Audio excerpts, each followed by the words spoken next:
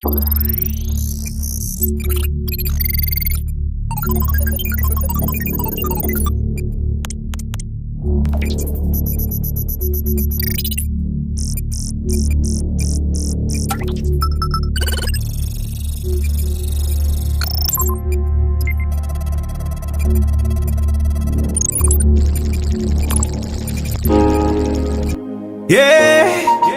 oh why, Mahama, yeah, Mahama, you do, you do, Mahama,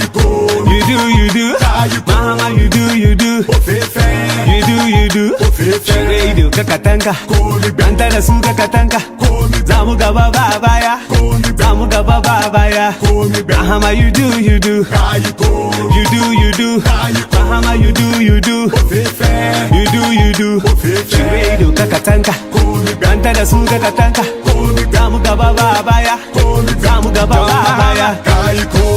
Mahama, John Mahama, Mahama, know the see, you know the watch you. What Mahama they do? Can't you see, can't you watch you? What Mahama they do? I beg do better research you. What Mahama they do? Before you can start to campaign, what Mahama they do? Cause you know the tire, oh yeah. From one city to another, mother, he give them water, oh yeah. From one village to another, mother. Better suku, yeah you do ka. Better hospital, yeah you do ka. Adenta water, yeah you do ka. Chalibucho water, yeah you do ka. Tamale airport, yeah you do ka. Kumasi KJT, yeah you do ka. Military hospital, yeah you do ka. All in progress. He don't come out us from doom doom to so. Ajay, he don't move us from doom doom to so. Ajay, John Mahama has given we the youth hope. Youth employment rising so high. Kumasi Shoe Factory, Commander Sugar Factory, Takura the port expansions, John Mahama, eh. If you go to Kumasi, everything is in progress. If you come to Circle 10 to Dubai. If you go to Kasua 10 to Paris. Everywhere in Ghana, you go see Mahama, eh. So one, that's Mahama, they do. So one, that's Mahama, they do. So one, that's Mahama, they do. So one, that's Mahama, they do. John Mahama, Mahama, John Mahama, Mahama, John Mahama, Mahama, John Mahama, Mahama. Everywhere you go, hey John, bora.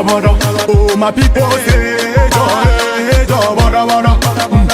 I've been the Kaimuna Mungodi, I've been the Kaimuna Mungani, Mukuma Musheda, Natadasu, Mude Kaini Nam, Uruaya Karima Dankada, Gidi Share Kwanakasa, Garakasa, Madakasa, Unjiko, Taratanda, Shine, Unjiko, Alane Yabash, Unjiko, Taratambene, Banjiko, Alane Yabash, Unjo Mahama Namune, Unjiko, Alane Yabam, Unjiko, Taratambene, Banjiko, Alane Yabam, Mama, oh, Yara Sula Sonka, Mama, Mama, oh, Manya Sula Sonka, Kesamuka Che, Yaimana Boss, Yaimana Boss, Koada Koa, Kira Yake Shekadi, Yaimana Boss, Mahama, you do,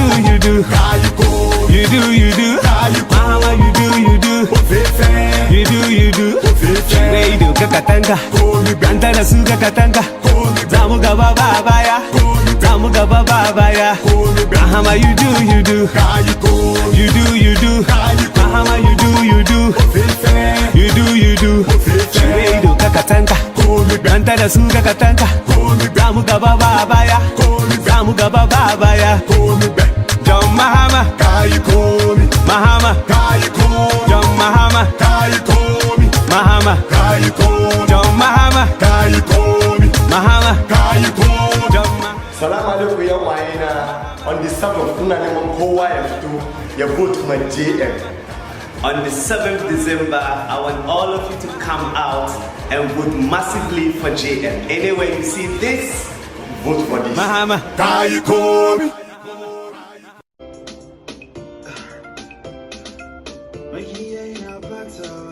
Assalamu alaikum jama'a, kamar yadda kuka sani ni ne naku mai suna Shafiq Suleiman.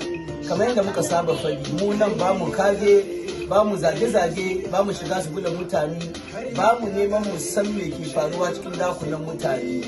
Shi yasa yadda muke lamarin mu kenan. Ba mu raina na kusa da mu balle wanda ya girme mu. Shi dai in lokaci ya kai mu gaya ma abin da ya kamata mu gaya ma tsakaninmu da kai da Allah. Kamar yadda muke fadi, amma mu tarbiyya sosai renon gida, an ba mu renon gida mun san na kasa da mu balle ma na gaba da mu, ba yanda za a yi mu bude bakin mu ga mu zagi saran mu ma balle na gaba da mu.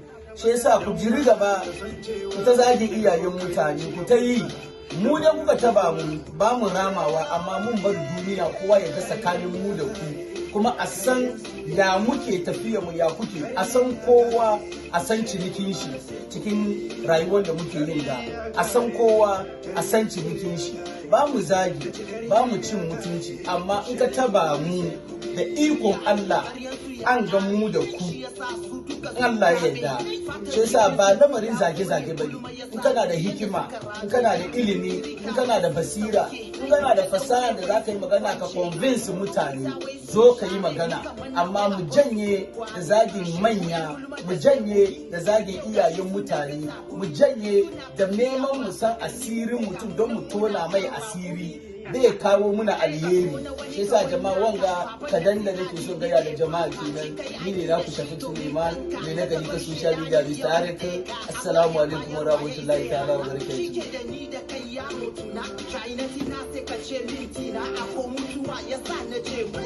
This country is in serious trouble, ladies and gentlemen. We are in serious trouble. We need to rescue this country, ladies and gentlemen. The presidency has been so depraved, so muddied, so dirtied, that I tell you in all sincerity as a Ghanaian, that I feel terribly sad today as a Ghanaian. We need to rescue this country. Wallahi, inshallah. Please don't cry. We shall rescue our country. again.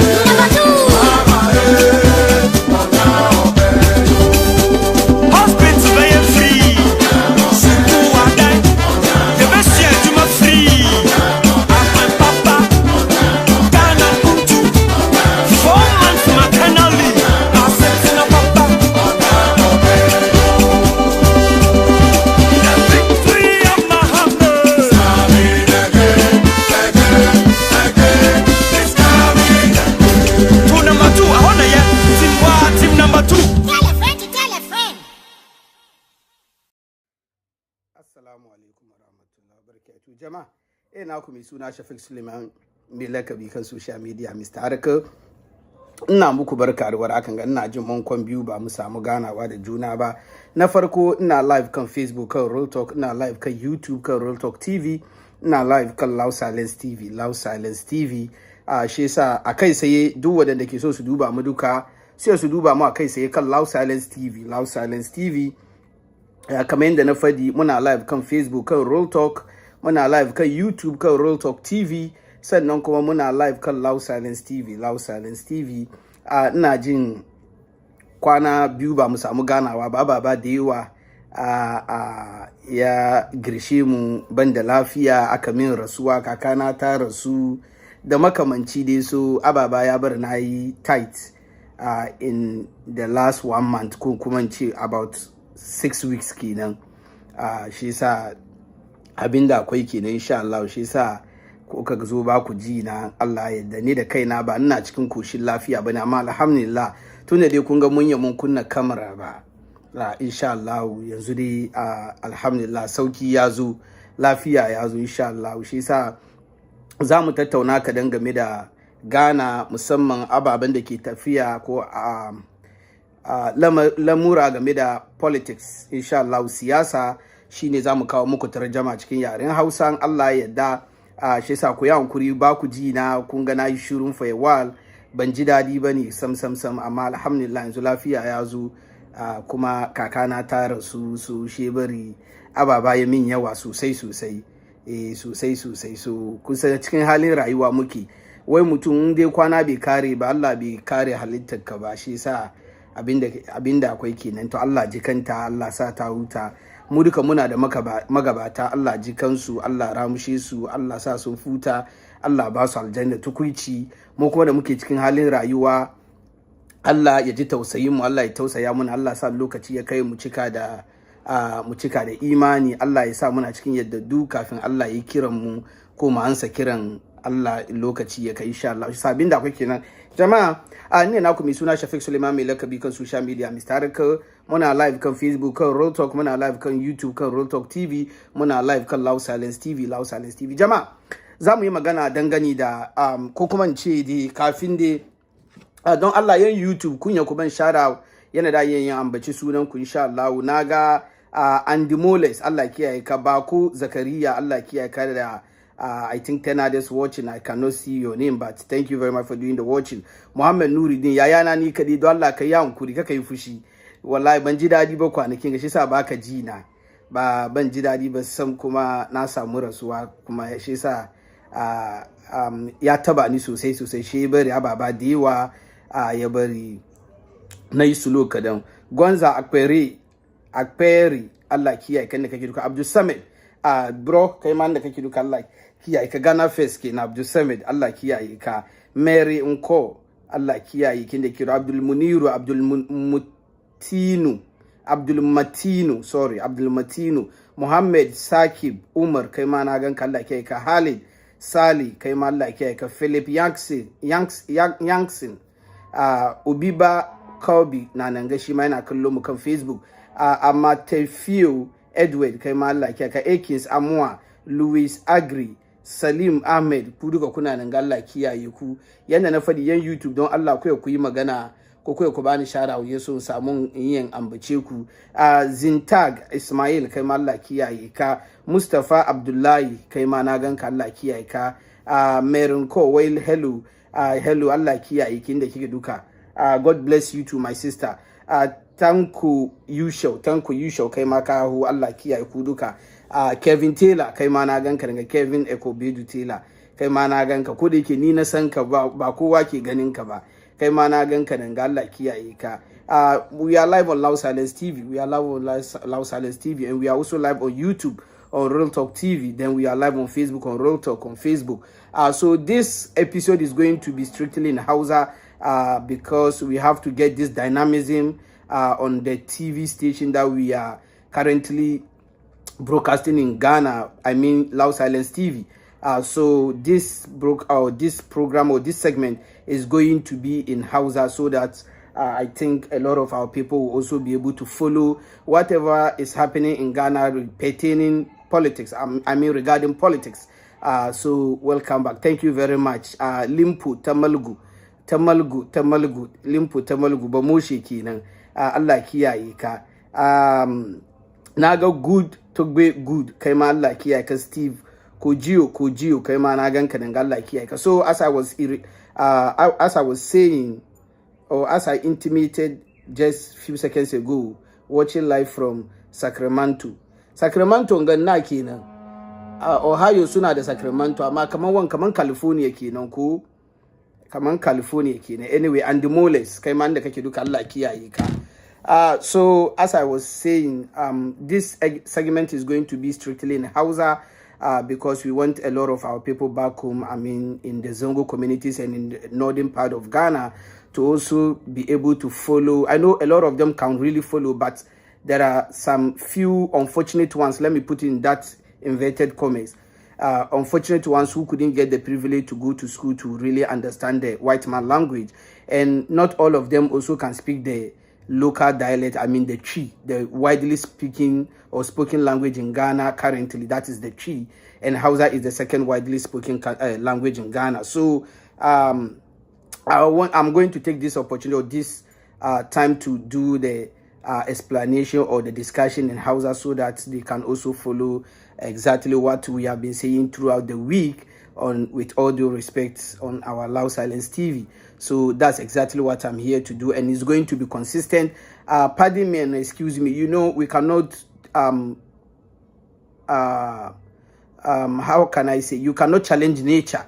When death comes to your path, you have to give respect to the final respect to the dead. When you are sick, there is nothing you can do. So these are the two kind of challenges I was facing in the past 1 month. So that is why I was kind of off the what should I say, off my social media to have discussion with you guys. So now that you have seen me live, then it means everything is all good. Allah subhanahu wa ta'ala has taken control of everything. You know, all we can do is to pray for the dead, and those of us who are also sick, all we can do is to seek for professional medical care. And at the end of the day, we have to take good care of ourselves in terms of the way we eat, how we work ourselves day in, day out, and our kind of outing and I mean going out, and the kind of things we engage ourselves in so that we can stay fit and healthy.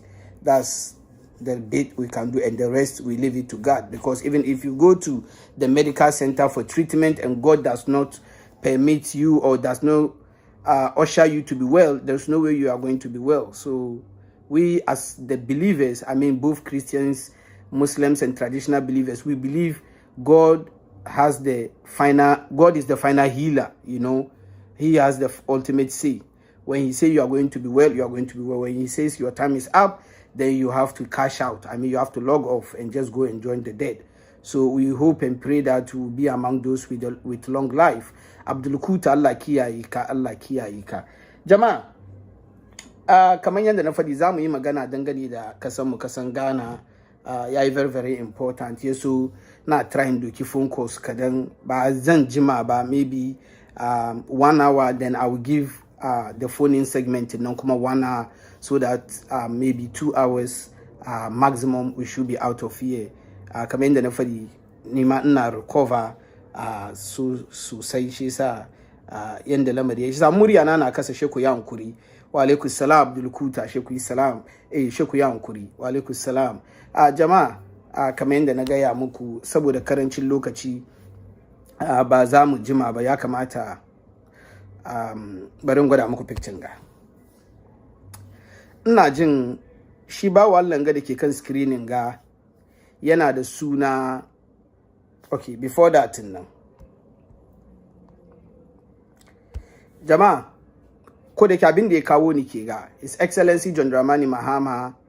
Muna gaya da mutane kamar insha Allah come December 7th 2024 ba wanda ya cancanci a vote shi as President of the Republic of Ghana to be sworn in on January 7th 2025 other than His Excellency John Dramani Mahama. His Excellency John Dramani Mahama ba muna zuwa muna zaunawa nan ga jama'a ku ya hankuri, ya kamata doki call ga ku ya hankuri 1 minute. are you running? What's your debate? Why are you running? Hey, what's your debate? What's your debate?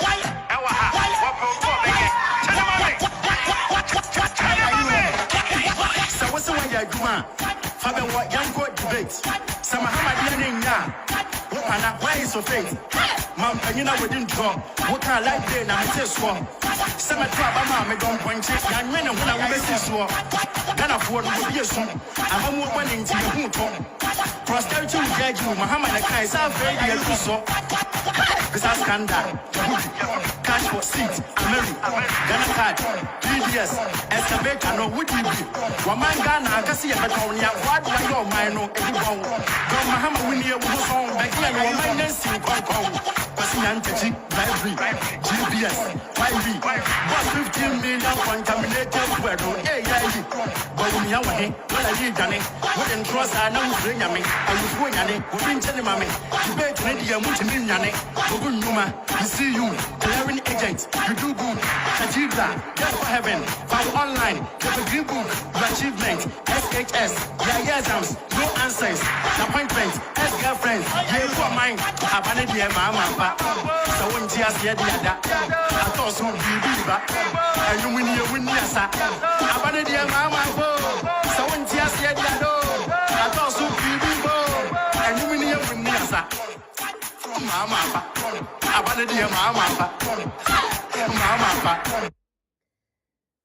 jama'a ku yi hankuri calling yayi very important in doki calling kamar yadda na gaya muku jama'a.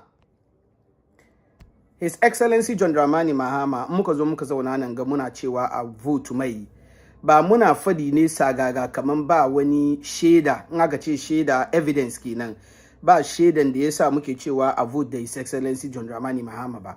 His Excellency John Dramani Mahama ya zo ya zama shugaban kasan Ghana shekara 3 da wata 8. Me yasa muke cewa shekara 3 da wata 8? Ya zo ya yi wata 3 ko wata 4 late President John Ivasata Mills of blessed memory.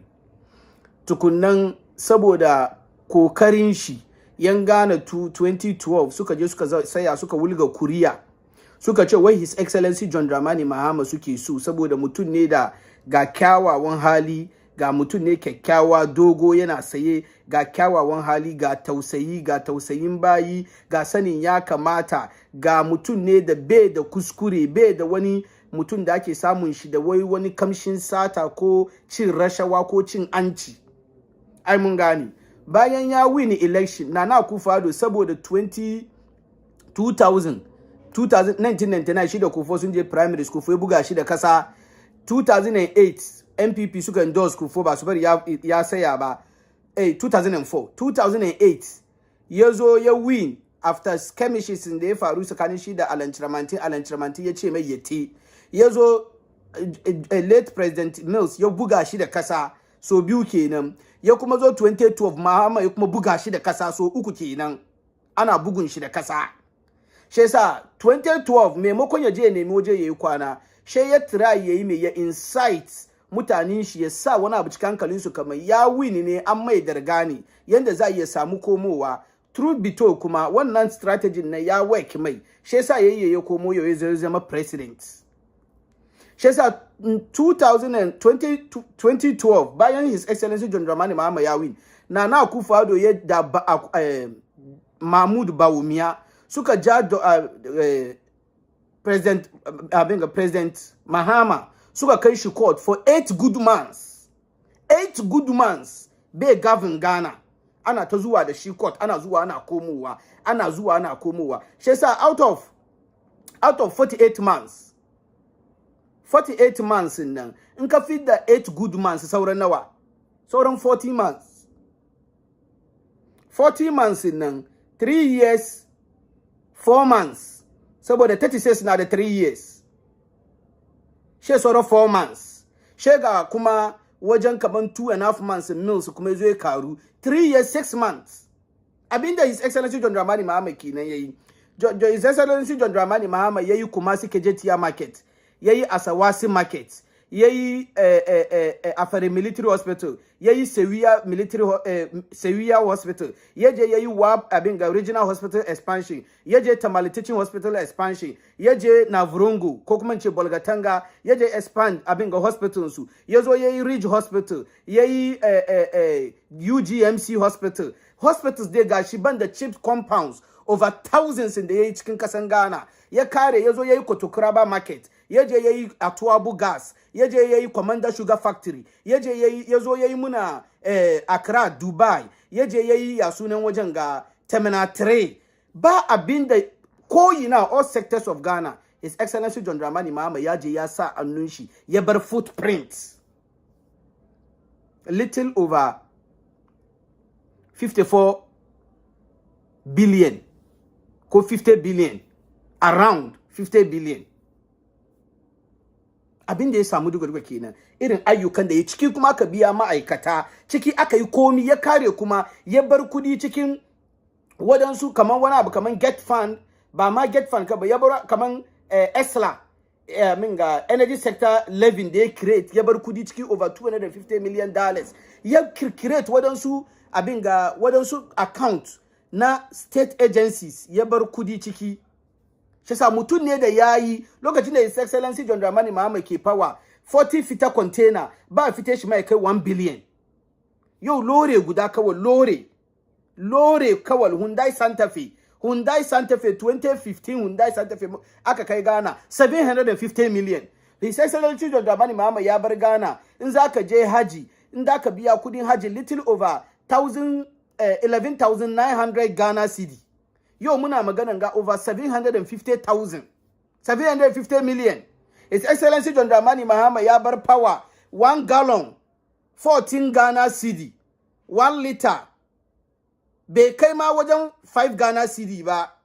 1 liter 1 gallon 14 Ghana cedi. Yo muna maganan ga 1 liter don 4 liters ke 1 gallon. 1 liter na wajen 25 Ghana cedi. 1 gallon wajen 100 Ghana cedi da shin nan. Shi yasa His Excellency John Dramani Mahama yana da wadangan records sun ayyukan kirkin da muke ga kaman currently ga cikin iska mai busawa, ba wanda ya cancanci a wulga kuriya a bashi cikin kasan Ghana illa His Excellency John Dramani Mahama. Ba wanda ya cancanci illa His Excellency John Dramani Mahama. Wanga sata barnan da su Akufo-Addo suka yi na wajen National Cathedral over 58.1 million Ghana dollars. Kudin ya shi aminga GCB da aka collapse banks kaman guda 7 ko 6, aka ce wanja an bude Consolidated Bank of Ghana CBG ko menene nan. Kano Furata 2020 before elections muka zo muka expose muka gwada muku over 52 billion Ghana cedi. Kano Furata ya kwashe cikin wannan account into an unknown source. About 6 different source account da aka gani duka an title shi unknown. Maje wannan gefe about 34.9 million dollars Akufo-Addo ya kwashe ya doki ya ba diyan shi, wato doki tana service muna ga abin ga ambulances. Kudin ambulance ma nawa ne? Ambulances 275 da aka raba nan ma kudin shi ma duka nawa ne? Dr. Mahmoud Bawumia ba wanda ya kai Dr. Mahmoud Bawumia yin da kasa sata. Azumi na kaiwa Dr. Mahmoud Bawumia ya bar wani cikin office shi ya kwace da karfi, aka kwace shinkafan wani abin ga importer daga Habo, aka zo aka raba da mutane, an zo a raba musu kayan azumi. Dr. Mahmoud Bawumia je spend over $3 million ya cewa ya zo yayi GPS. Har yau kuna zo nan ga kana cikin dakin ka, in ka search coordinating GPS nan ya baka different numbers kaman 2 ko 3, kana zo ne waje guda. Dr. Mahmoud Bawumia ya je ya kashe muna over $12.5 million kan sata. Wai sun je sun sai contract da Zipline, a zo ana dokan drone, a doki robot, mutane sun kare school ba aiki, suna zaune gida. She Dr. Mahmoud Bawumia ya bar su gida, ya je ya kawo machine, ya zo wai machine nan na deliver jini, kuma blood banks in Ghana duka empty, amma wai machine sun nan na deliver jini Ghana. In machine nan drone nan kowane flight guda dukan aka masa ya tashi regardless of the distance $35. haka contractin su da zipline kenan na yaje samu wannan contractin nan ko wannan idea Rwanda Paul Kagame da ya sa wannan contract in aka masa drone nan ya tashi guda duka ana biyan $7.80 aka biya daga Rwanda amma da aka kawo Ghana shi abin ya triple Ghana in drone ne tashi guda duka $35 kana zaune Ghana Akufo-Addo ma ba makin shi a day $35 Akufo-Addo ba makin shi a day $35 amma an jan kawo drone medical doctors Ghana senior lecturers 10 years over 10 years experience medical doctors over 10 years experience baka samu wanda ke karban 6,000 Ghana cedi a month ba wani Ghana ba wani $200-300 kenan amma baka samu da ke karba amma jan kawo robot yara sun kare school muna zaune ga unemployment na wajen 15.8% unemployment amma Bawumia ya bar wannan saboda satan da su yi muna nan ga Bawumia da Oslo suka launch COVID-19 tracker $3 million kudin ya shi muna nan ga Bawumia ce mun da su yi Sky Train $2.5 million suka je suka gama baki da South African company aka zo wai da zo ayi abin ga visibility studies kudin ya shi muna nan ga Bawumia doki about $12 million wai Polugu Dam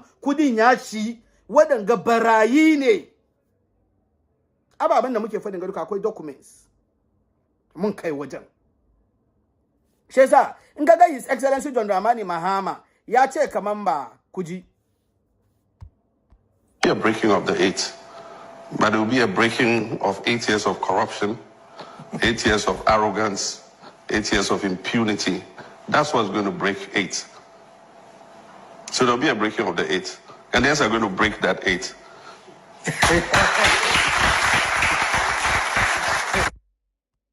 Gaskiya ne, Ghanaians will break that 8. Inda ni na interested ke ga. First comment to the John Dramani Mahama yayi, there will be a breaking of the 8 years of corruption. Wadanga scandal nga duka nan muka yi wanga scandal. Nan ga muka yi wadanga scandal sun ga duka. Kuma wani abu ne mutanen Ghana ba su understand ba. Ba wai ba mu da scandals bane. Ba wai ba mu da exposes bane. Amma yanda suke rubbish scandals mu shi yasa muka put a break wanga consensus ne discussion muka yi muka ce mun bar yin scandal kuma mun bari sauran nan abin don akwai scandals da wanda muka yi da bai kamata ce ya kwanta ba amma yau scandals sun duka ya kwanta. That is why Ghanaians are not angry enough. Gwamnatin ga bai kamata ce da ya kare termin shi ba samma saboda barayi ne. Few of the scandals da muka yi scandals da ke nan ba karamin scandals ba karamin sata suke yin kasan nan ba. Muna nan ga barin samun gwada muku da kyau, barin enlarging shi. Muna nan ga muka zo muka muku Jubilee House Galamsey gang scandal. Eko Wusi yana zaune gaban kamera yana karban bribe da ranan saka ga Keti Jamfuwa da haka ja aka kokona mata excavators tana Galamsey, which is abinda dan discuss yanzu gama kenan. Mun zo mun yi wanga scandal ba karamin kudi ba, aka seize excavators over 2,000 excavators number 500 bane. Original reporting ya sunan shinga reporting Professor Frimpong Boateng ya estimate muna excavators in a little above 1,000. Little above 1,000. Bai ya gaya muna exact abin ga number of excavators ba. Little above 1,000. Muka zo muka yi wanga scandal. Shi yasa John Mahama ya ce kamar there will be an 8 years of breaking. There will be a breaking of the 8 years of corruption. Muna nan ga muka zo muka muku where are the missing cocaine ended up missing cocaine. Ka ku manta 2021 an kama mutane uku Ghana Elubo, Ghana Togo border, Ghana Togo border, mutane uku aka kama su da cocaine. Aka kama su da cocaine, about 250 kilos of cocaine da kuma $400,000. Lokacin nan Professor Ade shine babban GRA.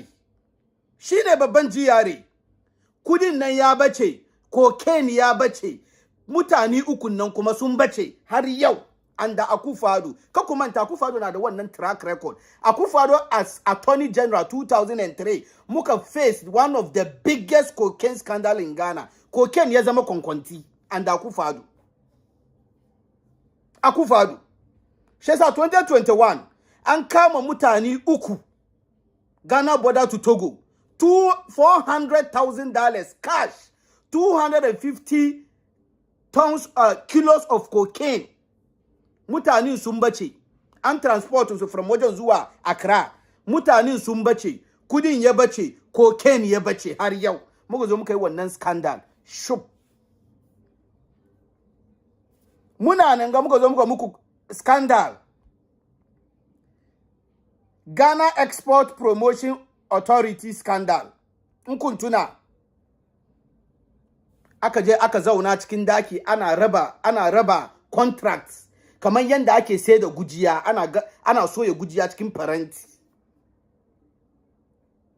wanga scandal duka mun zo mun muku shi yasa in John Mahama yace there will be an 8 years the Ghanaians will break 8 years of corruption. It's not in a vacuum.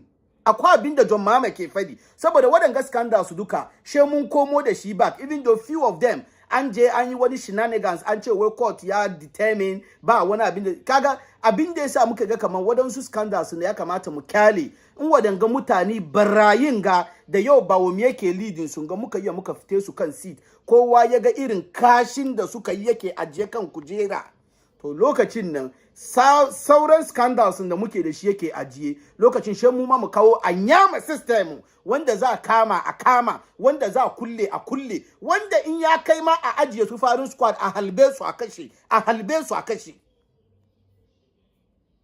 corruption kills saboda corruption su yau ga ruwa ya bata kidney problems na kashe mutane dialysis machine jiya da dare ina duban dialysis machine ina kuka cikin ido na $6,000 dialysis machine $6,000 da adoki over 39 point something million dollars aba diyan Akufo-Addo a ce wata tana service muna ambulance dialysis machine $6,000. Let me see if I'll be able to show you dialysis machine.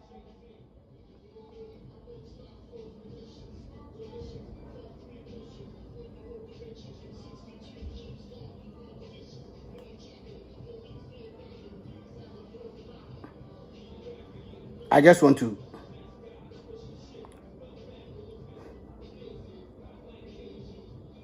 that's she. How much does dialysis machine cost? They back a range. That's she. $6,000 ka samu dialysis machine. $6,000. Hey.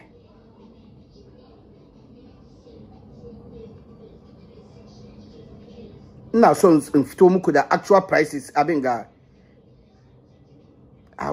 jiya da dare ina zo ne ina kuka saboda $6,000 an kulle ren Accra Arena Center daga Polebu in less than 2 days 3 days mutane 19 suka mutu gaba no wanga program sun ne no ba program ba ina so machine nan price of machine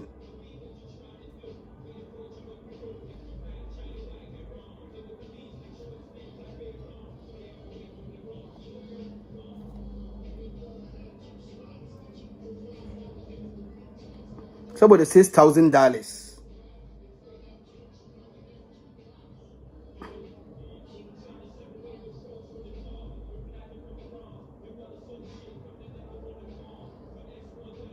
da ba ga wani nan gashi dialysis machine ga su akwai 6,000 akwai su price ne akwai na 7,500 ga su nan dai 7,500 6,000 6,500 tukunna akwai kuma manyan kuma da akwai na 20,000 ga su nan dai $5,000 $6,000 ga su dialysis machine saboda $6,000 amma an ya doki kudi a ba diyan Akufo-Addo jankurma ta bude Nsuomunam restaurant ka je ka ci one plate kawal $1,000 one plate Nsuomunam one plate restaurant in Akufo-Addo $6 million aka ta bude wannan restaurant $6 million restaurant ka je ka ci shinkafa one plate da tilapia $1,000 about almost 220,000 Ghana cedi kenan currently ga $1,000 almost 20,000 Ghana cedi one plate amma saboda 15,000 10,000 7,000 saboda wanga machine ba yi sai amma Akufo-Addo ya doki kudi ba yaran shi Akufo-Addo ya yi sata $58.1 million in the name of whether gina National Cathedral dialysis machine ba wani kudi ba mutane na mutuwa gida ni ban san da hospital da Asante Bediye toke wajen bane da na je na musu zanga zanga su komo da shi gida yazo ya kwanta konfanocin da ake lalasu lalawa a garan nan yazo ya kwanta waje ya karbi ran shi barin continue Mahama iya ce an break 8 years of corruption ga abinda Mahama ke nufi the MT Randall fuel scandal kun tuna da gashi ya sunan shinga Colonel Damuwa kenan kun tuna da aka zo da pirate suka zo da oil sata yan pirate suka kawo oil ya sunan shinga petrol da diesel aka zo ana offloading shi da daren saka Colonel Damuwa ya kira one of his workers yana ce mata kaman pressure ya fito Jubilee House oil na yan Jubilee House ne su dai su sanda su offload ya so su bari vessel nan ya te don pressure na kan shi Colonel Damuwa aka kare wanga barawo yazo yana so ya je parliament mutanen community suka ce mai su ba wawayu bane suka ki vote mai suka buga shi da kasa Colonel Damuwa wanga scandal duka fa abinda muke fadin ga duka fa kudin kasan Ghana ne o barna ne o don saboda wannan lokaci no kenan wani Automobile Association of Ghana suka zo suna cewa kamar wai engine oil ko kuma ce petrol da suke sa da loren sunan ya zo yana bata musu injin su wannan oilin da aka kawo kenan saboda oilin sata ne anda Colonel Damuwa anda Akufo-Addo ba wangan wani gari ne wanga abu kawal ya kai ayi a ce kaman wai me an impeach Akufo-Addo saboda wanga kawal ya kawo barazana tsakanin Ghana da international community saboda to abin ga pirate illegal activity ne illegal aje wani kasa aje a sata oil aje a rent illegal vessel a zuba oil in sata a zo a offloading shi Ghana yaso Ghana nan kuma oil nan is not of quality standard a sai ya ba mutanen Ghana kuma ship wani fita da shi cikin kasan Ghana ana shiga da shi da nearby countries kamar Togo Benin abin ga da kuma Cote d'Ivoire sata a invade taxes and Akufo-Addo da Bawumia ya fi kowa sanin wanga abu wani scandal kuma Eka Energy akuntuna Eka Energy scandal Eka Energy ngane Akufo-Addo ya tashi ya ce muna kaman wai shi an misleading shi ne ya sign wannan contract Eka Energy wadanda scandal duka yana nan fa shi yasa in zaka je ka vote yau sister na mma na danwa na brother na in da ka je ka vote kaka bari irin wadanga scandal irin wadanga sata irin wadanga aikin banzan da Bawumia da Akufo-Addo da NPP suka yi da kasan Ghana ka bari yana bayan keyanka saboda wadanga kudajen ga duka da wadanga aikin banzan ga duka yasa yau ba su sun gyara Ghana ba gyara anyan titi ba ga dumso ya zo amma kowa bai yi fadi ga ba abinci ga yaran mu da suka je school yau sun zama lesbians na gwada muku video wai free education free senior high school an je an bar yaran ai an ce dama mun gaya muku abin ga cheap things are costly an ce muku free nan ku samu ankuri tukunnan ku bar mu gyara system mun nan muna need infrastructure kuka ce a'a Akufo-Addo ya zo yayi to yau Akufo-Addo dama before 2020 election mun zo mun gaya muku kuma sun kasa zuwa su ce kariya ne before 2020 election European Union sun ba Akufo-Addo over 4 million euros ya kara yayi campaign all in the name of bar pass LGBTQ bill in Ghana. She yasa aka ki pass LGBTQ bill. She Napo ya kawo muna before then in the first administration. Napo as education minister yazo ya launch muna homosexuality menene education. Ghanaian suka tashi suka kiya to under disguise free education nan anzo ana recruit yaran mata kanana. Ana bari suna zama lesbians, ana recruit yaran maza kanana, ana bari suna zama gay, all in the name of free education. Parents are failing to recognize, come on, they have to voice out, come on, an doki free education, ana lalata musu da yara, ina batun ana lalata musu da yara, ga abin da nake nufi, yaran mata sun zama lesbians.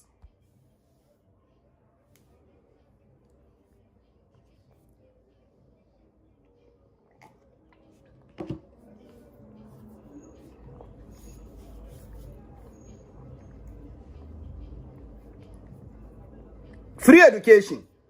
Yaran mata kenan fa su duka yaran mata ne. Nana Ado Dankwa Akufo da Bawumia. Su duka yaran mata ne. Yaran mata ke sayen nan. Su duka.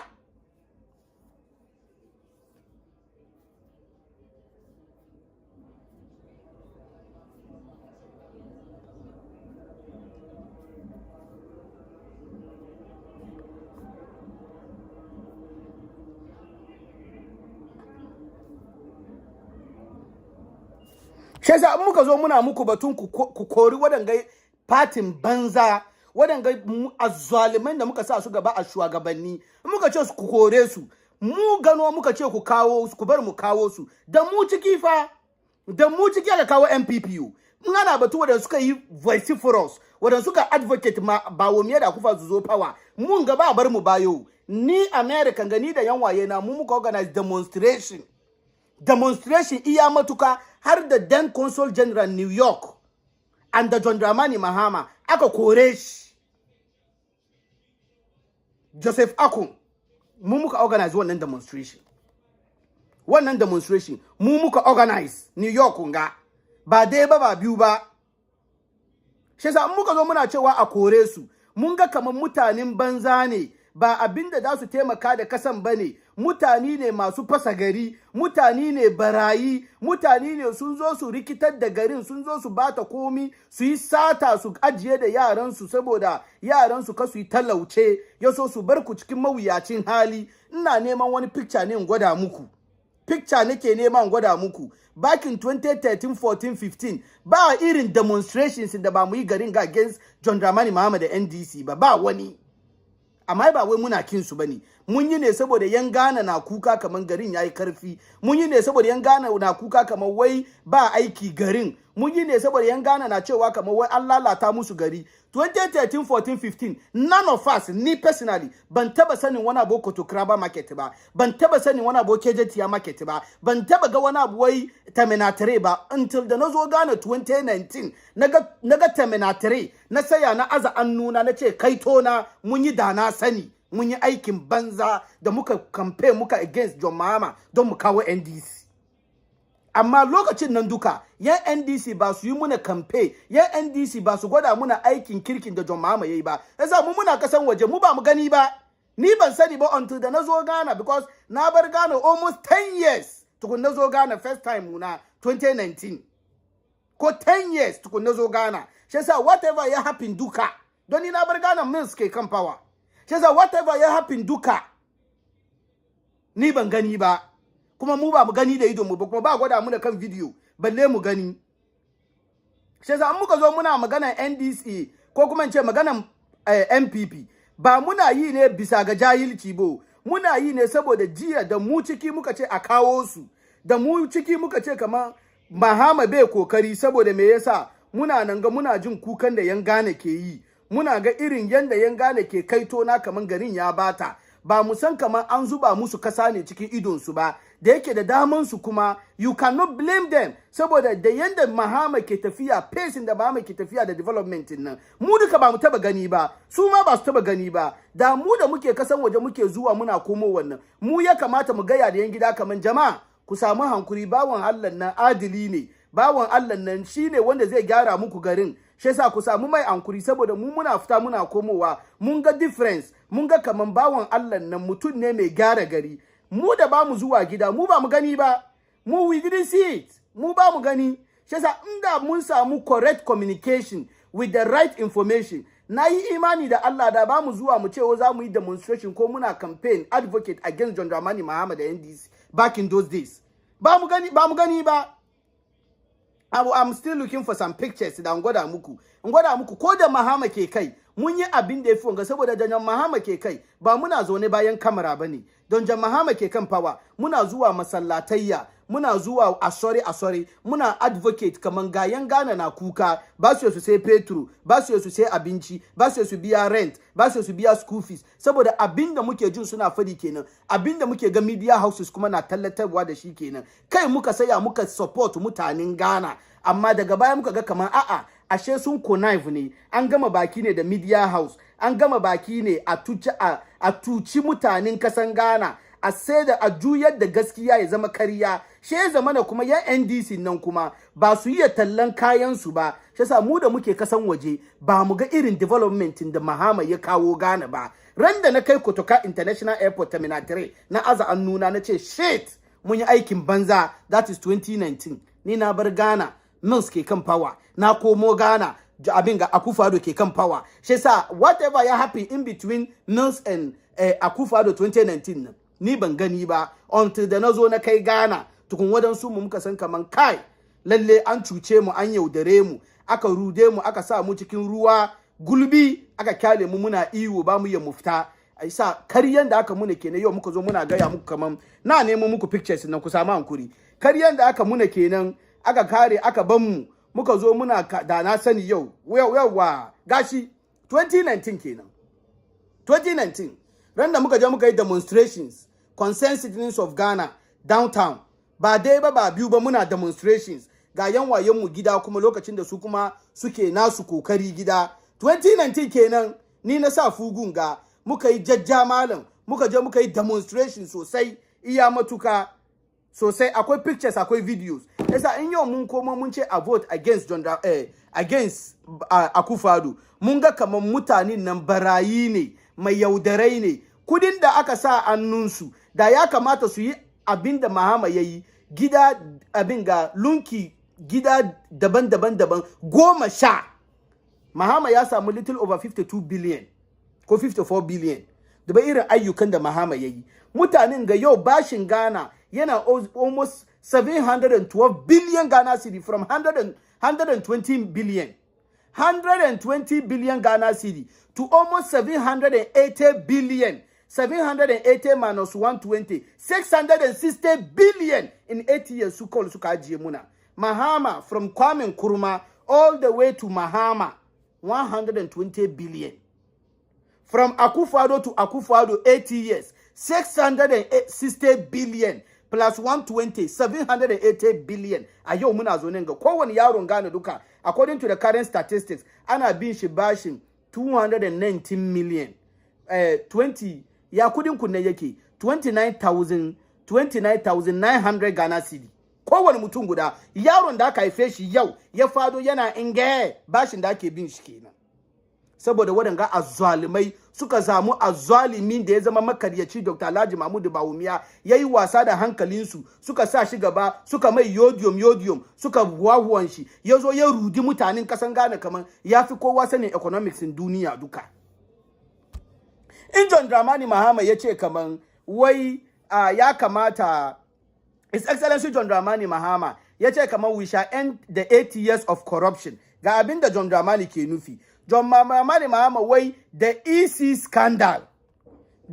scandal before 2020 election tazo parliament aka bata over $200 million so just to procure ya sunan shinga equipment BVDs menene wata siya suka je suka zo su yi accountability suka kasa suka zo parliament ana tambayan su zo su gwada muna wani ya suka yi procurement su ya ababen da suka sai machines da suka sai nawa ya cost kai after my elections ma agencies da suka use su as EC officers ma ba biya su ba har yau saboda ina da wata mutumiya na da aka use ta har yau ba biya ta ba su suka je suka yi limited registration su suka je suka census ya zo ma su no kuma ka ja ka jajja wajen su suka apply suka je suka yi census EC suka use for election 2020 har gobe ba biya wajen su ba har gobe kuma an ba da budget over $200 million kudin ya shi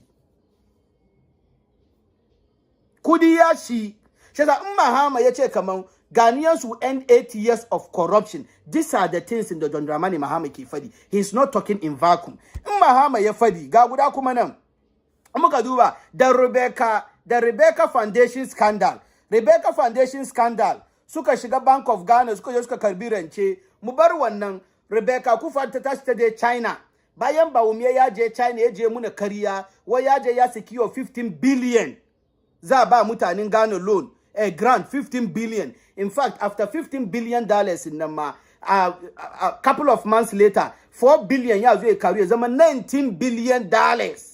Har yau kudin ba mu gani ba. After wannan Rebecca Kufuor ta tashi ta je China, aka bata $150,000 in the name of Ghana. Ta zo wai ta tasa a cikin Rebecca Foundation. Ta tashi ta je Bank of Ghana. Ta je ta karbi over 350 million Ghana cedi. Shi kuma under Rebecca Foundation kudin ya shi.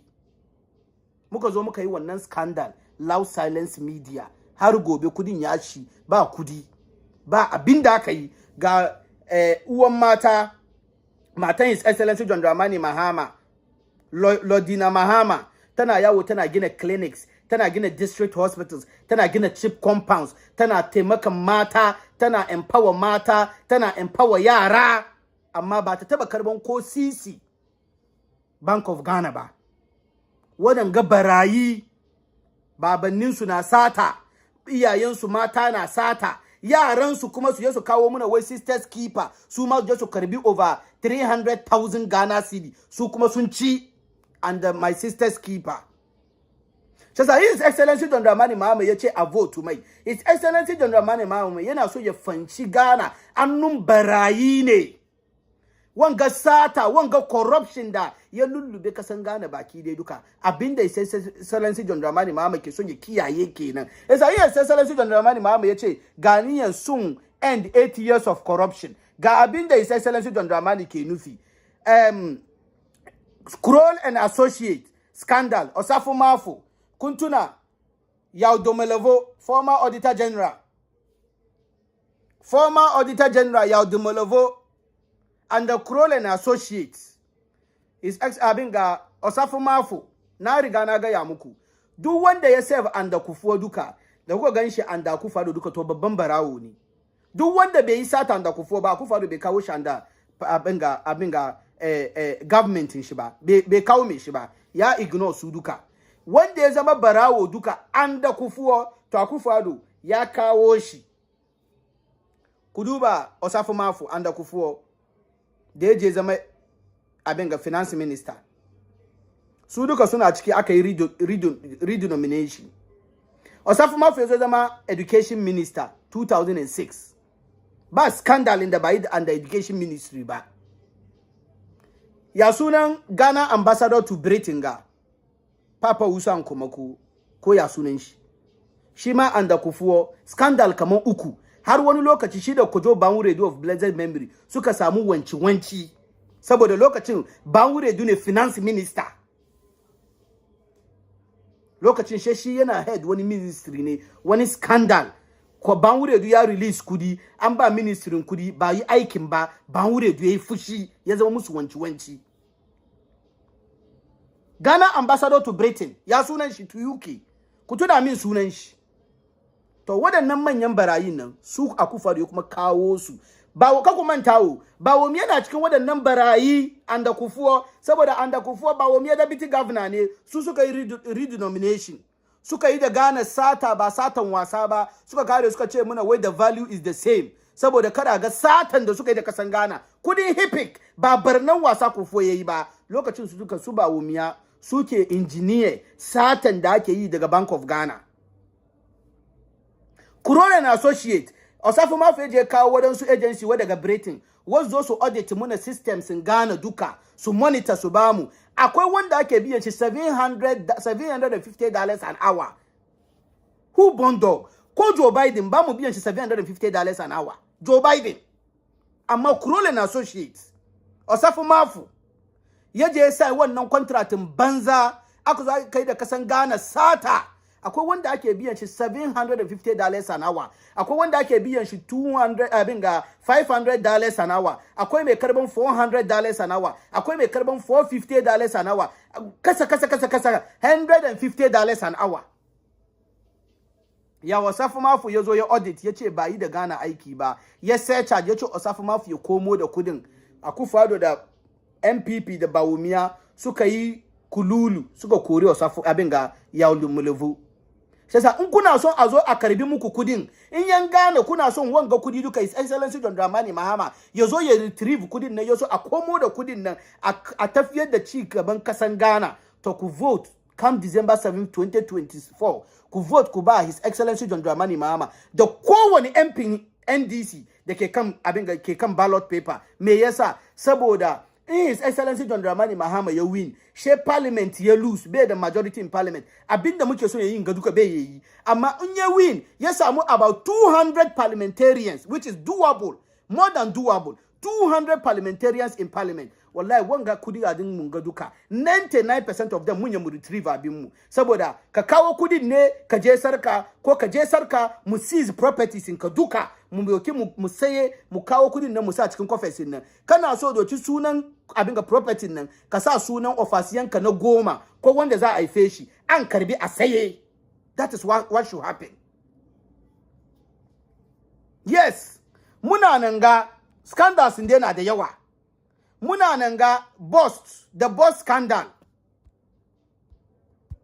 scandal about $600 million about how many liters ko barrels of oil suka je suka ce wai yayi premix wai oil ya bata suka je suka sayi oil suka ci kudin duka ya zo cikin bad debt ya ba kudi ya ba kasan Ghana mu muka yi bashi da suka je suka sayi oil ne suka ba amma premix ne suka ba yan ships da yan kama kifi ma to na kudin ba kudi sun ci kudin wa zai yi karbi muna shi dai His Excellency John Dramani Mahama Bawumia shi dai zo ne ya continue the loot and share satan nan saboda he is part of them Bawumia na yawo yana gina masallatayya waye ba shi kudi Bawumia ya zo ya gina kuma shi $2.5 million Bawumia biyan shi nawa Bawumia ya je gina masallaci farai ya je wai Fadama wai yana gina masallaci ya je Abosoka ya je Katso yana gina masallaci kudaden ga duka da muke fadi Bawumia wani kudi yake da shi Bawumia da mai life audit Bawumia ya je sarka Bawumia in za mai life audit Bawumia ya je sarka Bawumia ya zama vice president for 8 years kudin da za biya shi duka little over $800,000 ne bai kai $1 million ba Bawumia in his entire life Bawumia zo ya shigo pap ya zo ya zama vice president Bawumia bai da is not worth $1 million yau Bawumia ya zo yana yawo yana gina masallatayyan $2 million $3 million yana zuwa yana kyautan $2 million $3 million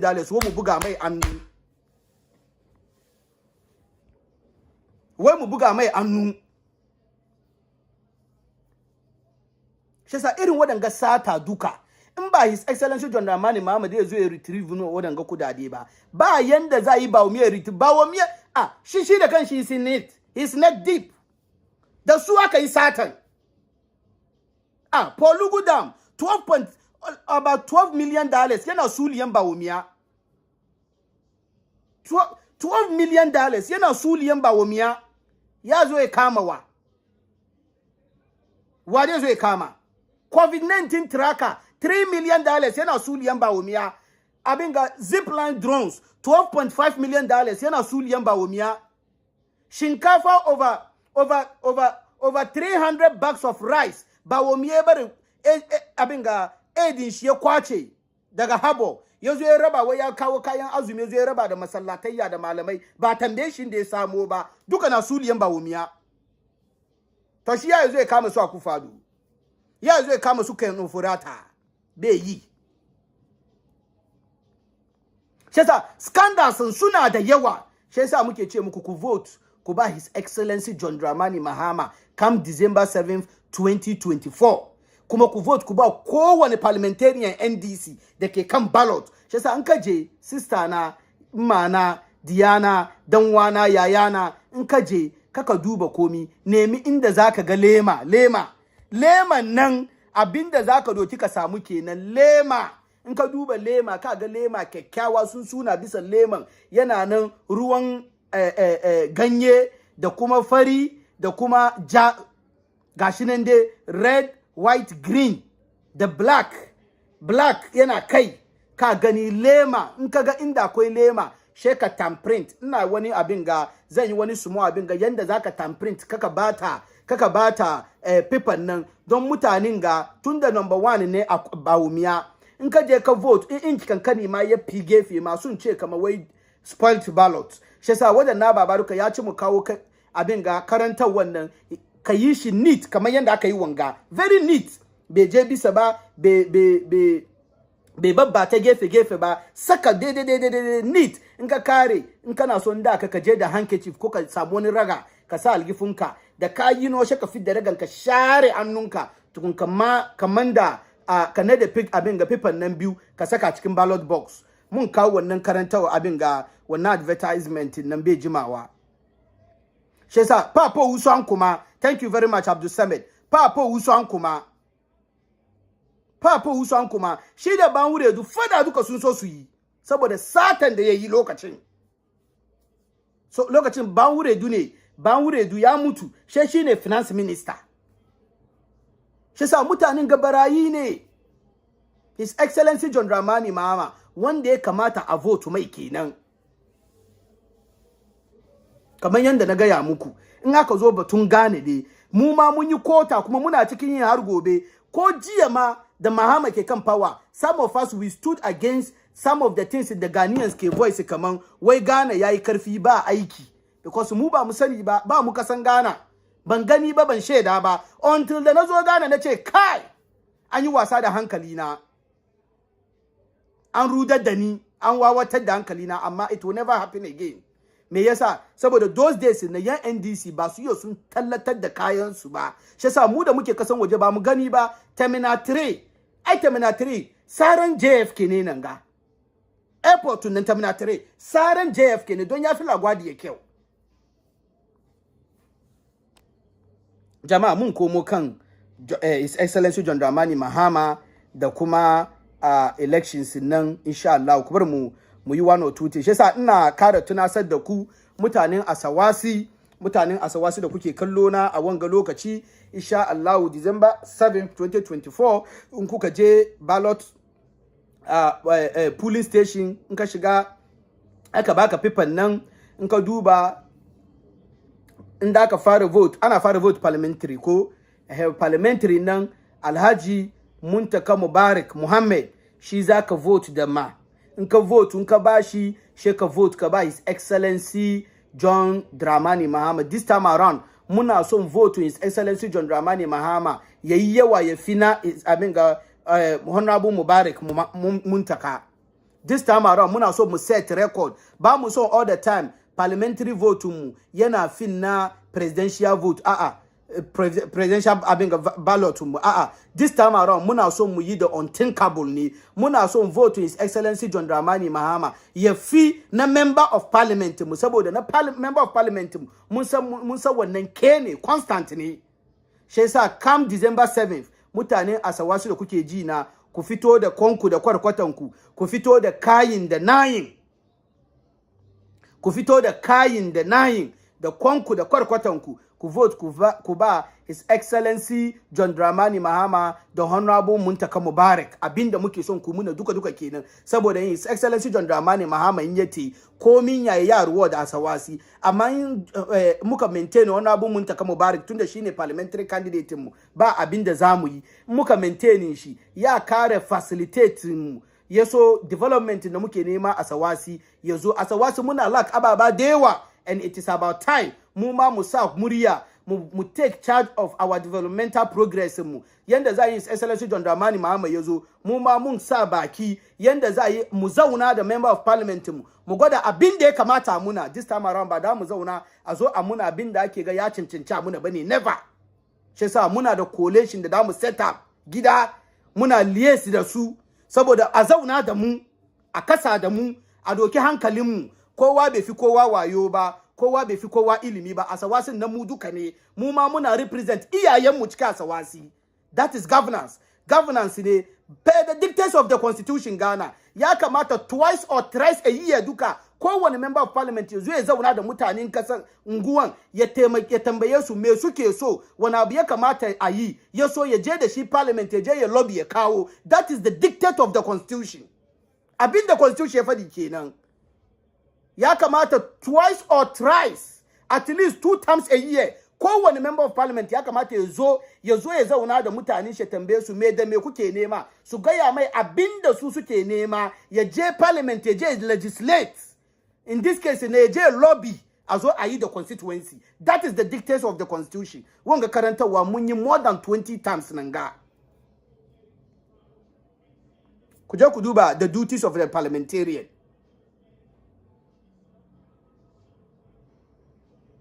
I think that is chapter 10 of the constitution the legislature if my memory set me right. If my memory set me right, I mean come on chapter 10 kenan of the constitution. Shesa jama'a saboda karancin lokaci na dai barin gani don it should be something easy. I should be able to pull it out. Chapter barin gani chapter 10 the legislature. Chapter 10 yana wajen Shesa jama'a, this time around, we are not going to sit idle. Shesa muke cewa first thing first. Abin da ya kamata ne yanzu aka mu yi mu retain a member of parliament mu. Honorable Muntaka Mubarak. Ya so mu vote massively. Muna so His Excellency John Dramani Mahama ya samu vote this time around more than Honorable Muntaka Mubarak. Cikin Asawasi constituency. Shesa mutane Asawasi na komo back kuma amma abin da muke so mu bari ku fahimci ne don Allah come December 7th 2024 insha Allah ku fito da konku da kwarkwatanku ku fito da maza da mata ku fito da kayin da nayin ku je ku wulga kuriya ku ba His Excellency John Dramani Mahama da Honorable Muntaka Mubarak yaso developmental projects da muke nema cikin Asawasi mu samu duka insha Allah in Allah ya yarda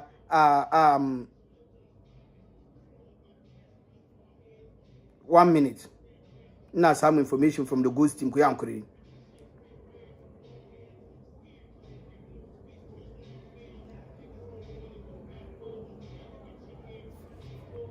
sa jama'a abinda akwai kenan kuma mu move on akwai baba da yawa anyway bari gani jama'a abinda nake so yi magana kai ki ga galamse barin sharuwa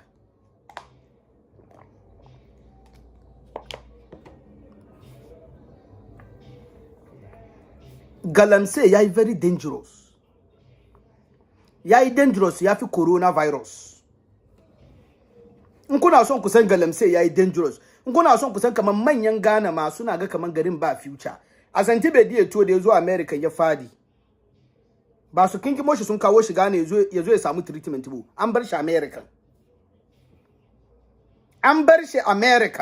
Asante Bediye to inda Joe Biden yazo Ghana ya fadi da an fly shi zo da shi inda Macron yazo Ghana yazo ya fadi da an fly shi koma da shi France amma mu Ghana suna faduwa Ghana ma a kinkime su a kawo su turai balle yazo ya fadi turai wai maraba ya gamu da ngwayya shike ne ma ce ciran shi shi yasa batun galamse iyayenmu sarakuna maza da mata manya da yara malamai da ke yi su yi alkunut lokaci ya kai ku bari mu ji voicing ku wanga it has nothing to do with politics ya kamata ku fito karara ku gwada damuwanku this has nothing to do with politics malam kana zo ne bus stop ko kana zo ne masallaci wata mai lemu za ta wuce kai azumi ka sele ka kira ta an kawura ka yi bude baki ba ka san da lemun nan ke fitowa ba mana kina sai da sakwara cikin zango kina zuwa gari ki je ki yi masom asuba iyayenmu mata kuka san wannan masom da an sauke no masom ku je ku kwaso muna rogo, ku je ku kwaso muna ya sunan shinga bodiye, ku zo kuna muna sakwara kuna saye muna cikin zango, ba ku san inda yake fitowa ba. Shi yasa ya kamata ku kiyaye mu, ku kiyaye kanku.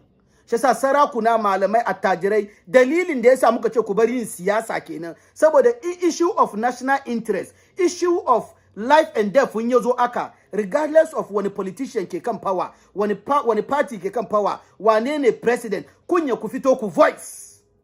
Amma she a same ku da daman ku so tari, she ku je ku karbi abinda bai kai ya taka kara ya karya ba. She a same ku so tari, she ku je sarki abin ga politician zai ba ku wani lore, wani kantan kame, she a samu so tari a kawo kayan azumi a zo ajiye masallaci cikin azumi kuna buga juna. She a samu so tari ran sallah a jawo wani ramemmen shanu kaman ba ku cin nama 365 days nan duka. She dai one day da ya gama 366 days nan, 366 days nan lipiya wannan ne kawal sha kawo shanu rame mai zuwa ajiye shi ku sauro kuna buga juna. She me shi na ga kaman yunwa ke jin ku akan kuma ba haka bane. Ya zo ya kai irin abu akan ga abinda zai zo ya kashe mu duka baki daya. Saboda ciwo bai san babba ba bai san yaro ba. Yau ga kidney, ciwon kidney ya bi koyina. Ciwon kidney ya bi koyina. Yo, dialysis about 500 Ghana cedi. Mma na, sister na, baba na, malami, sarki da karamin murya da ladabi. Nawa ake biyan kai wata? Nawa kake ci wata? Allah kiyaye a ce wai wani jikanka ko kai ko wani ya samu ciwon kidney saboda aikin banzan da ake yi wai galamse. Kai kana zuwa dialysis twice a week. Kai kana zuwa dialysis 3 times a week. 1,500 Ghana cedi a week. Kaya, Kenya. Shi sa jama'a aikin banza ne galamse.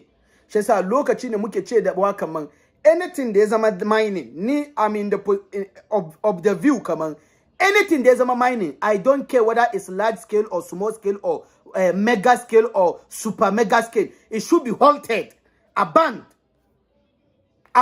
completely. Already nawa muke samu cikin kasan Ghana when it comes to gold? Nawa muke samu?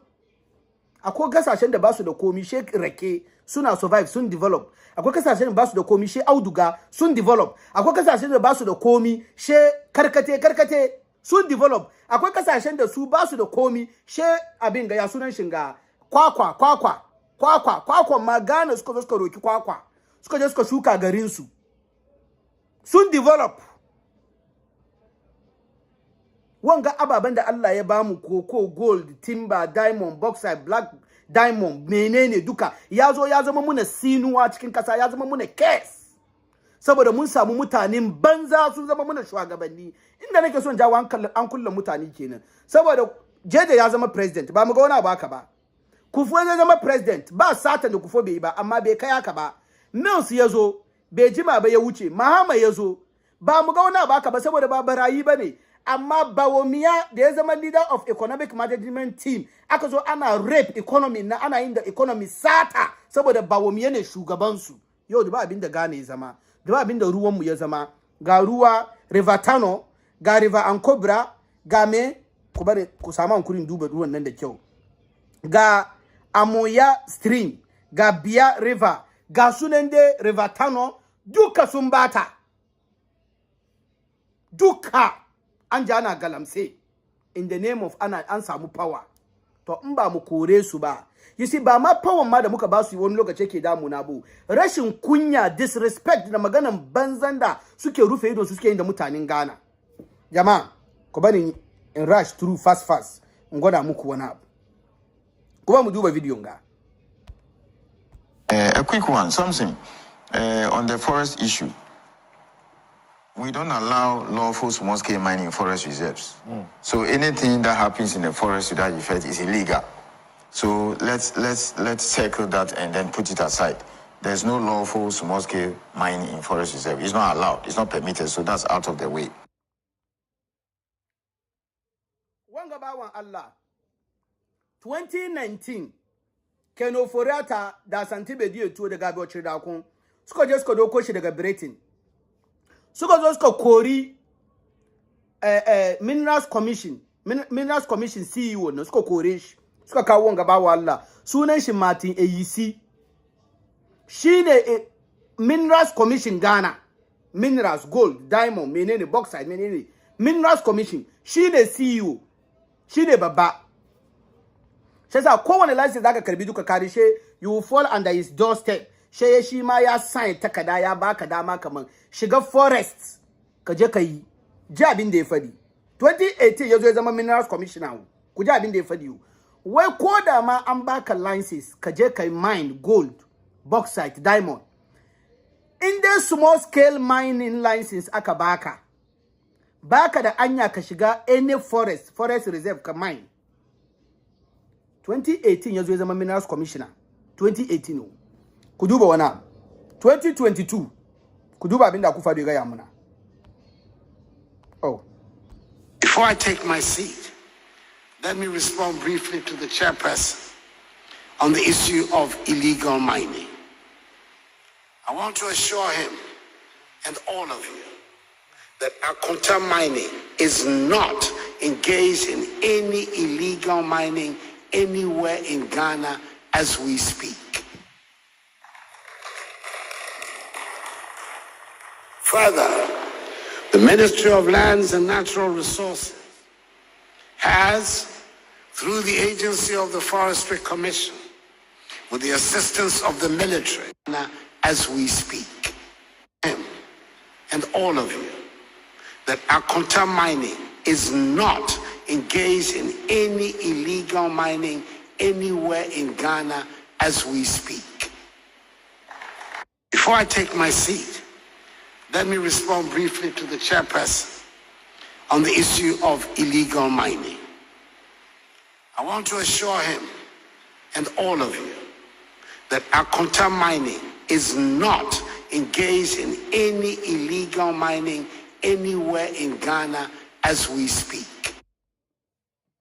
Martin Eyisi ya gaya muna wakana koda ma an licensing ka as a small scale miner baka da anya ka shiga forest reserve ka mine ku ji da kyau 2018 yazo ya zama Minerals Commissioner CEO ya zama Minerals Commission CEO for Ghana she 2022 Akufo-Addo zai ce muna kaman bayan alarm ya blow chama wuntumi small scale miner ne ba large scale miner bane galamse yake yi even though yana da small scale mining license amma galamsen shi is like 95% than legal mining this time want to make it because capacity shi nan abin da yake samu da gold yake samu nan capacity shi with the license shi nan bai bare yana samu wannan gold shi yasa sun je sun karbi concession day wani suna illegal mining ba su biyan taxes Akufo-Addo ya ce muna what at the time da yake maganan nan chairman want to be galamse cikin kowane forest reserve kamu manta fa chairman want to ya je ya shiga over 6 forest reserve the one that yayi very troubling the ido yazo kai ne Tano Nimre Forest yaje ya ci sakannan duka zaka ya bata sakannan ne akwai doka kasan Ghana chairman want to be small scale miner ne bai da anya yaje ya mine cikin forest reserve number 1 kenan ya kuma je yana illegal mining kuma akwai doka da ba chairman want to yaje yayi wannan aikin banzan ne ya taka dokan nan me ya kamata doka yayi a'a me yasa saboda wadannan gold nan duka an doki ne ana feed igon bawumiya gold for oil shi yasa yanzu ka kawo wai gold currency ko menene Bank of Ghana gold duka sata ne gold for oil in bawumiya da aka ce oil aka kawo ya bari petrol yazo kasa diesel yazo kasa kerosene yazo kasan nan gold for oil nan saboda wadannan gold sun nan ba su fito da shi kasan waje turawa ba wawaye bane bature even though yana neman gold amma bai karban gold din sata bai son blood money shesa Akufo-Addo by his statement ga chairman Wontumi ya taka doka saboda small scale miner ne ya tashi da son shi yaje ya shiga forest reserve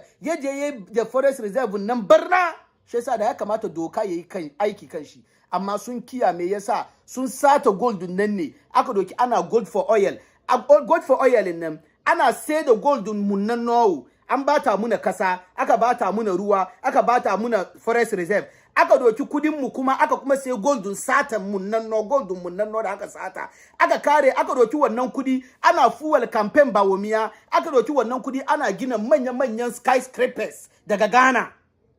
Shi yasa Accra koyi na an zaka bi shi kaga wai real estate. Shi yasa zaka koyi na kaga yaran zango ma wadansu dake Accra, wadansu yaran Kumasi ne, wadansu Nordness ne suka suna settle Kumasi, wadansu yaran Accra ne, yaran zango da wadansu yaran Ankarawa, kaga wai suna gina real estate. Politicians suka recruitun su saboda suke da zafi, suke da yaran da ba su ji, suke da manyan barayi, suna tare da su as langas. She politicians na karkashin su ana ba su kudi in the name of wasu real estate developments ne, ba su da wannan kudi, suna aiki da politicians ne. Insha Allah muka yi change of government kun ga suna nakin mutane.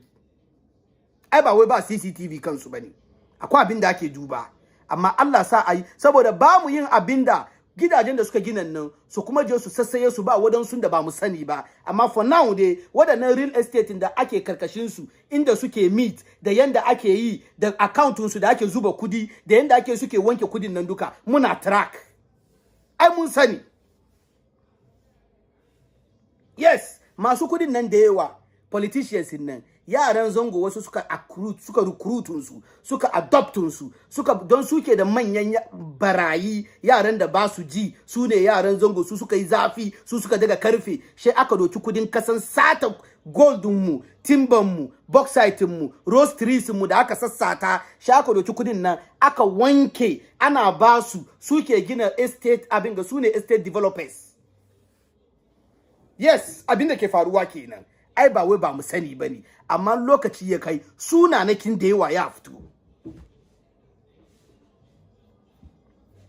Shi yasa jama'a kuma mu yi la'akari. Shi yasa Akufo-Addo yana kama da barayi gindi ne, yana kama da sata gindi. Bawumia shi ke kawo kujeran zama ya ajiye da barayi. Bawumia. Jama'a Unkuka duba in the history of Ghana since 1995.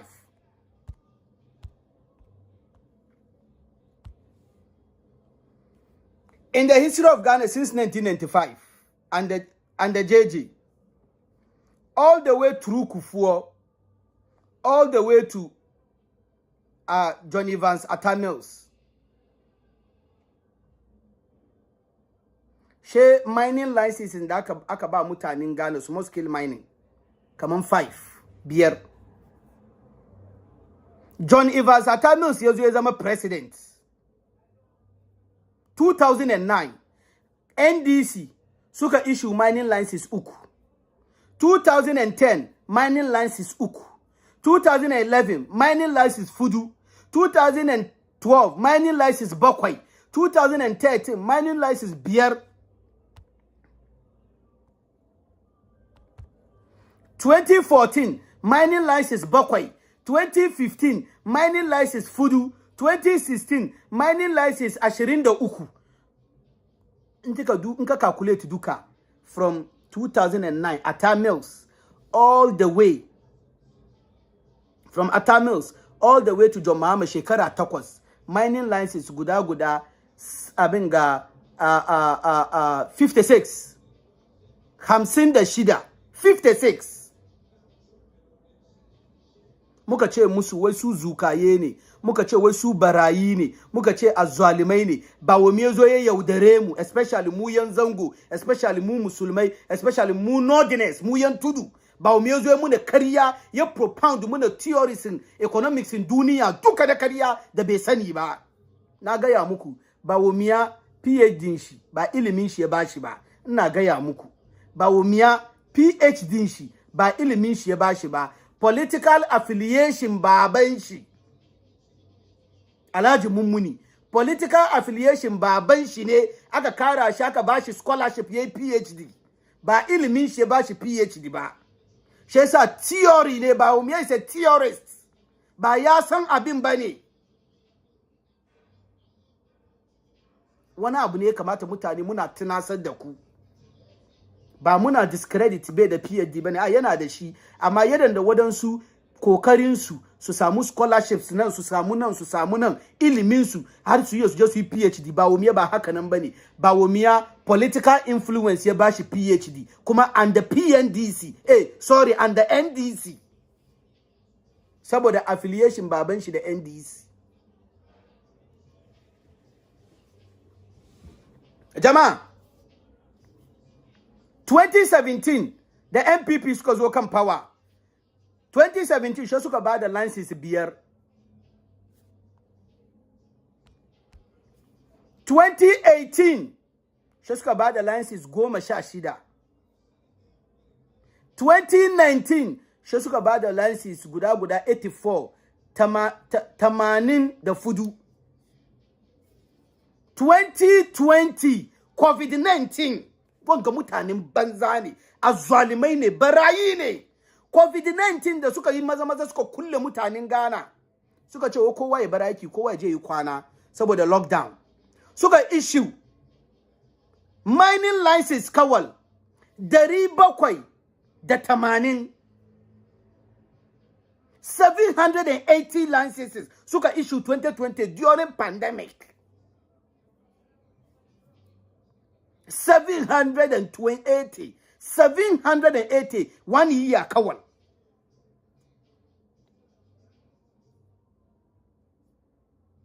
(2021) suka issue 43. 2021 na muna cikin COVID and the lockdown suka kuma issue wannan kuma duka kuma party apparatchiks, party foot soldiers, su Keti Jamfuwa, su ya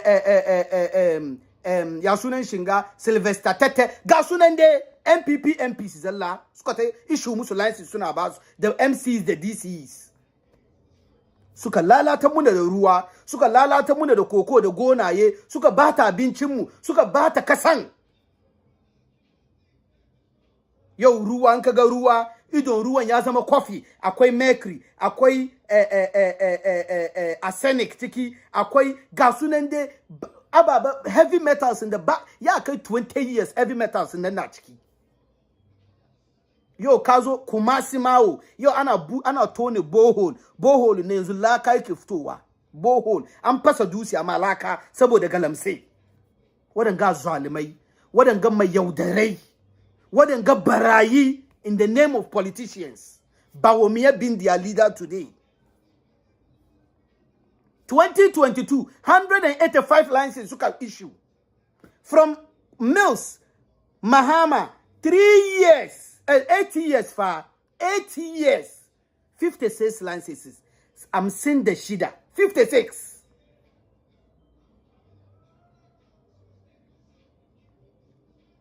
Duba Bekarebo 2023 ciki ana kuka a band illegal mining, ruwan mu na batawa, abincin mu na batawa, cocoa production mu ya zo less. Yanzu aka ga international community ma sun yi worried about our cocoa seed. She sa suna contemplate su ban cocoa seed mu. She duka na ciki muka kasa samun loan, syndicated loan. Muka kasa samu first in history since 1957.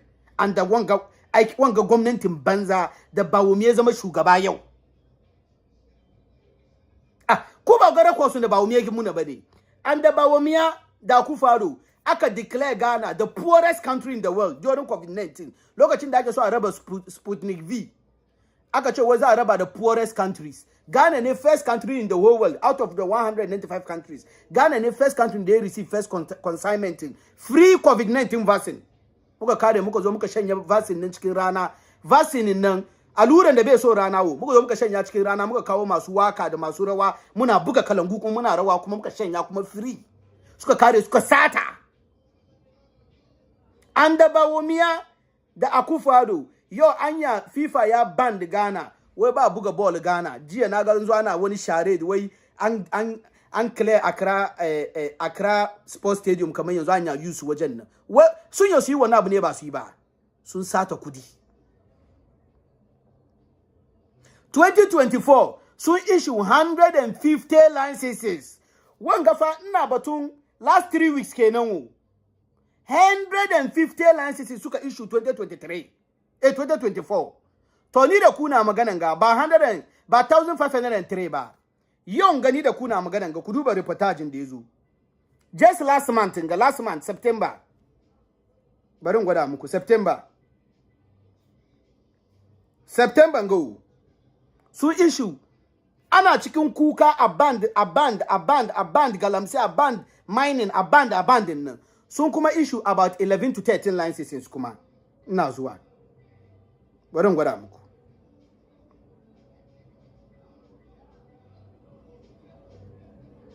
gashi sorry October sakaran jiya October na da kwana uku 3rd October sun kuma issue 11 new licenses 11 new licenses saboda me yasa barayi ne azzalimai ne suna need more gold nan su yi me su fund campaign bawomiya abinda suke need kenan suna need more gold su lalatar da kasan ina fatan su da iyalansu duka su samu kidney problems ina fatan ruwan galamsen da ake yin a caken nan su da iyalansu su ci wannan ciwon kidney na ya visit su kudin na ya ki musu amfani abinda nake fata nan ga kenan jama'a saboda karancin lokaci galamsen nan da suke cewa ba su bari Akufo-Addo ya ce wai bai declare state of emergency nan they mean it kuma zan gwada muku abin da sa nace they mean it ku duba wanga wai sunan shi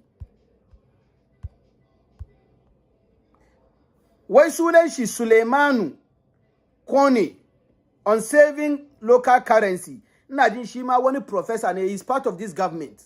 Why if not mining cedi could be 25 cents to $1. Waɗanga su suka yi suke da ilimi. In ji shi wa mutanen Ghana duka akuyoyi ne, kaji ne. A yi mining su duka su mutu. Ya so cedi nan ya zo ya zama 1 cedi is to $20. Eh.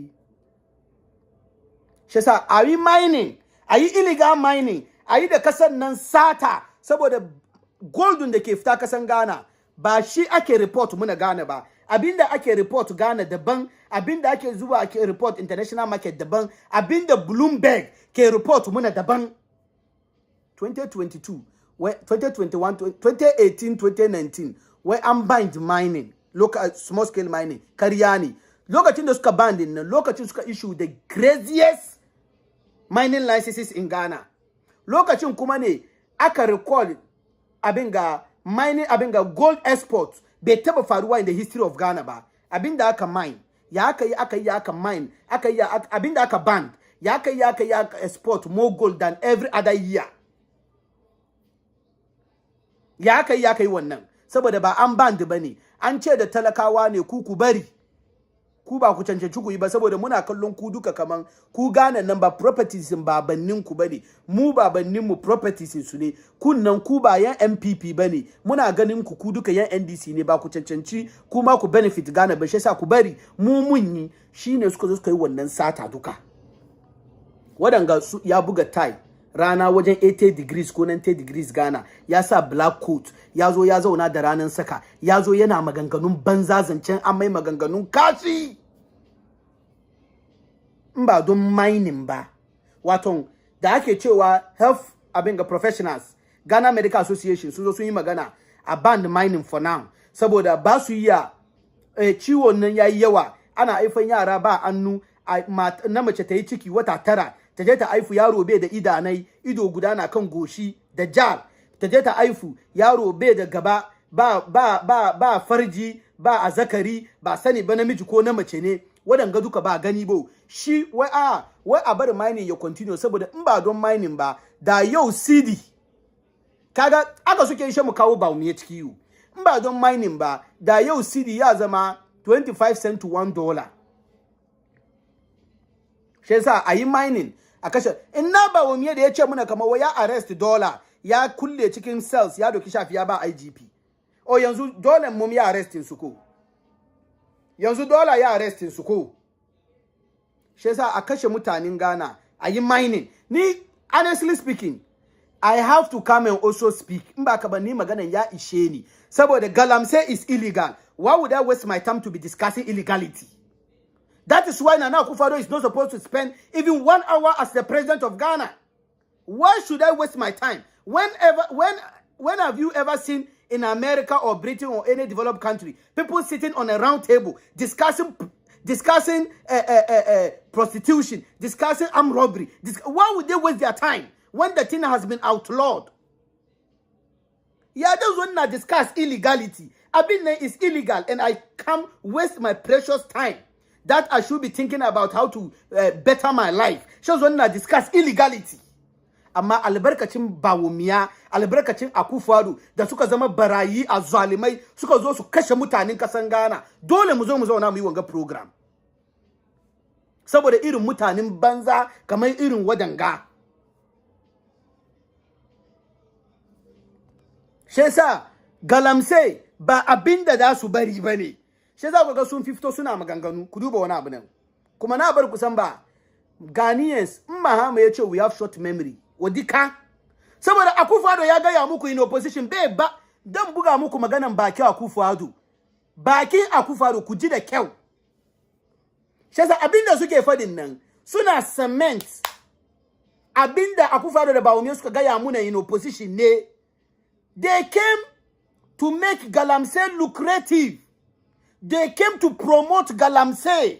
Zan buga muku video ku ji bakin Akufo-Addo, bakin azalimi, bakin munafiki, bakin mayaudari, bakin Bawumia, mastan Bawumia mayaudarai makaryatai da yake cewa kaman shi ba dai zo ya cancel Galamsey bane. Zan buga muku video ku ji maganan baki Akufo-Addo da kanshi back in opposition.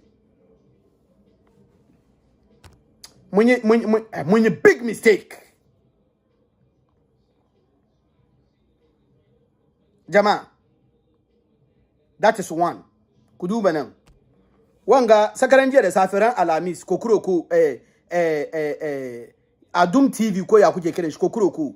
Kuduba wanga Asante Regional Greater Accra Regional Minister kenan Obodo Obidi Titus Glover. Kuja abin da dai fadi game da Galamsey, game da Bawumia, game da Akufo-Addo, game da MPs in MPP, game da ministers in MPP, game da DCs in MPP, game da MCs in MPP. One regional minister, Greater Accra Regional Minister. Kuja abin da dai fadi kan Galamsey kuji.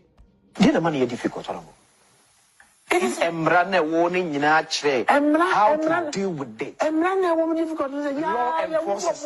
Yeah, young Crawford no more. Yeah, young Crawford no more. Man, young Crawford. We are here before. Now got him so that I see another. And I don't go to was one on Grove. Yeah, me and them before no woman. A coon, a yadi. And before they Galamsey, I'm a fight difficult. Of course. It's a fact. It's a fact. Is it because one and Koyadi now would be home? So therefore, Enam, a pioneer, Enam, so, a Kunditia, says we have one the point, Pomun, if you know, district security councils are MCs done, Dianamoye. Regional state councils, Munamusha security for more, Musidinamoye. So every time soldiers have to move from Accra and go into these areas, see a Kokodia, and why? And so, and then the president catches say, we are MMDC. Na Galamsey e possible ho na wo hwe de wo ya onu wasam.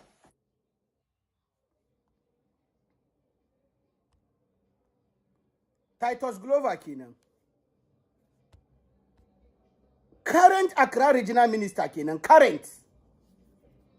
Wai su yan NDPP no da suke Galamsey, su suka bari ba ya bar Galamsey. To yanzu wani abu kuma ka saurana yi. Any serious country in America ni za kira shi ne, hey minister come. An bude probe kenan da ajiye shi gashi in the glare of the people, of the public. Kace ku yan MPP kuke yi ku to buga muna wada. Yana karewa no za wuce da shi court ne aje ana cin case shi me yasa ya ga aikin banza na faruwa bai zo ya fadi ba. Yau ruwan kasan ya bata, kayan abinci ya bata, kasa ya bata, mutane na impoverished, mutane na samun curuta, kowane mutum ne da ya samu ciwo Galamsey side ko ya mutu Galamsey side duka an kara a doki a jailin ku, a prosecute ku. Yaso mutanen da zai nemi nan duka a kamo su duka a zo a prosecute su, wanda ya aka fine shi culpable a jail. Amma yau ya abinda bai kamata mu zo muna waste time ba, shi da mu zo mu zauna wo muna magana kai. former MP kenan, former MP. Currently, he is the Greater Accra Regional Minister. Why ye MPP for ye na ye galamse no uka se misuro ye na ya mark the fight against galamse aye futile en koso because ye na ye galamse kechi damfuwa MPP National Women Organizer tana galamse Accra Kumasi MPP chairman Wuntumi yana galamse Ekowusi yana galamse gasunan daban-daban dewa ko wonsu na galamse Jojo Frimpong Dian Frimpong Professor Frimpong Boateng Frimpong Boateng da kanshi an fingan shi kana Japan tam with that number ya buga mana suna na kin masu galamse anda bawomiya da ku fadu galamse ba mu ke fadi bo kuji kuma nan kuji Fabrani who said we are winning the seats in the mining areas. So they decided to go and import foreigners. No one know buy and no man can't show say munko in real no munko to go do or say munko so no munko to. Na mo refi mo na the whole year. Is so I a problem da. Enya one man here na start. Eye obi na opese anka omo ye nanka ye this speed. Nanka ya court, nanka ya stop it, I'm safe for nanka ya lose your seat. Yes, stop you, I'm on that. Yes, stop you, I'm on China. Your seat. Yes, stop you, I'm on that. Yes, stop you, I'm on China. Oh, yeah, nanka ya this speed. Nanka ya court, nanka ya stop it, I'm safe for nanka ya lose your seat. Yes, stop you, I'm on that. Yes, stop you, I'm on China.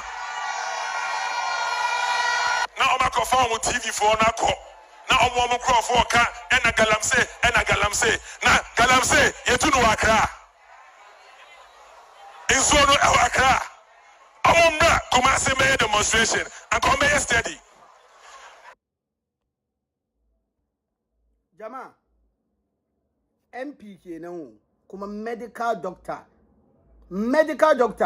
wanga shine wai yake fadi etifi ko menene sector yana cikin injin masu tafiya da campaigning bawumiya ana riga na gaya muku na baku correlation galamsan da ke faruwa kasan Ghana duka 80% of the non gold duka bawumiya ke si gold for oil bawumiya da shi ake fuel gold for oil shi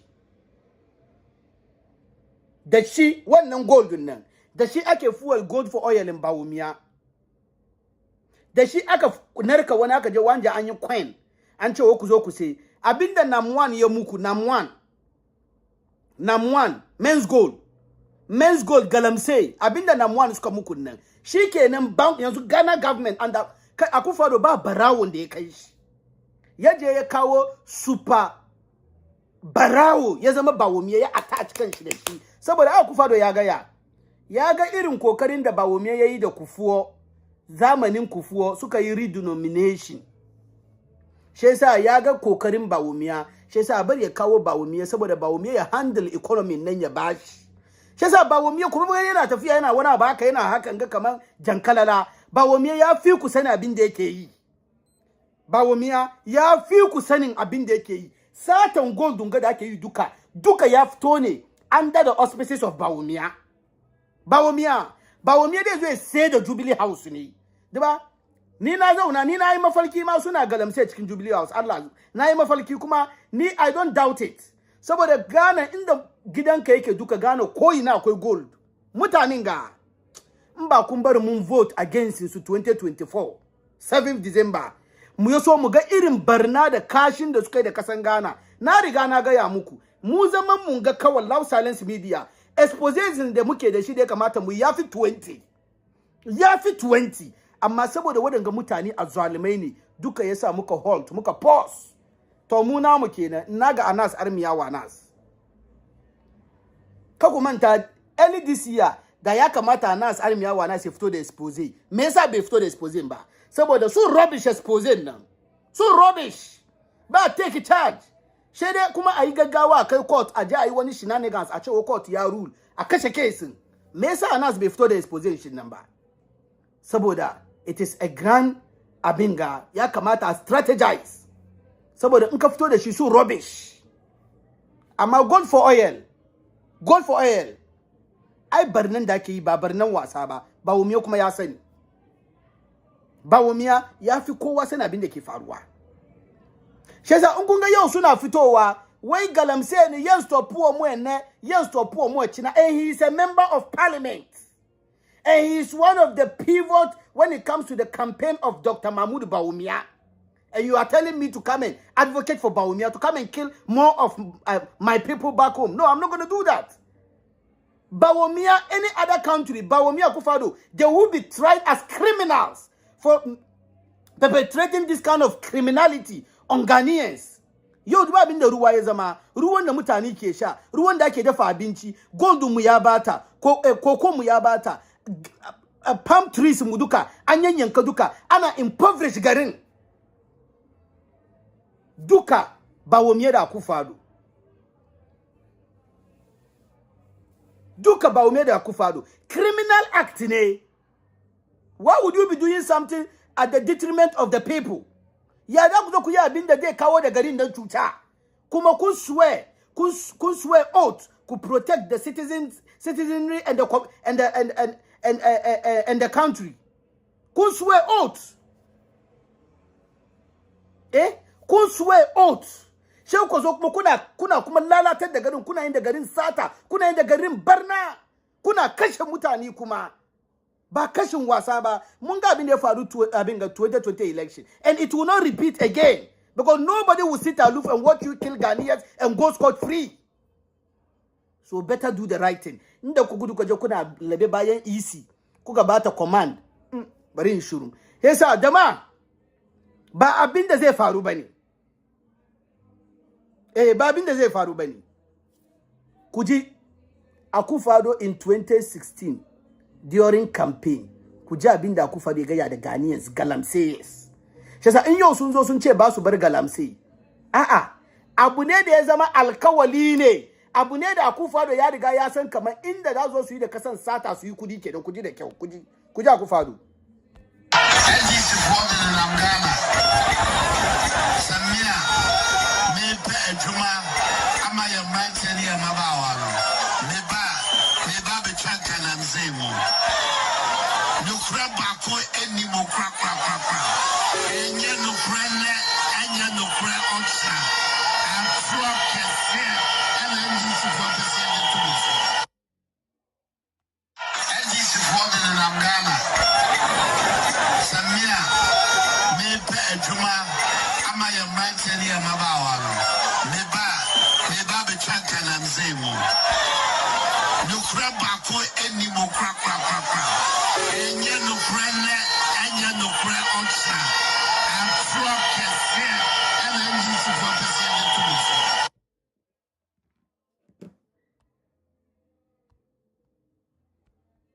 Nana Addo Dankwa Akufo-Addo in opposition on campaign platform kenan in a Galamsey community.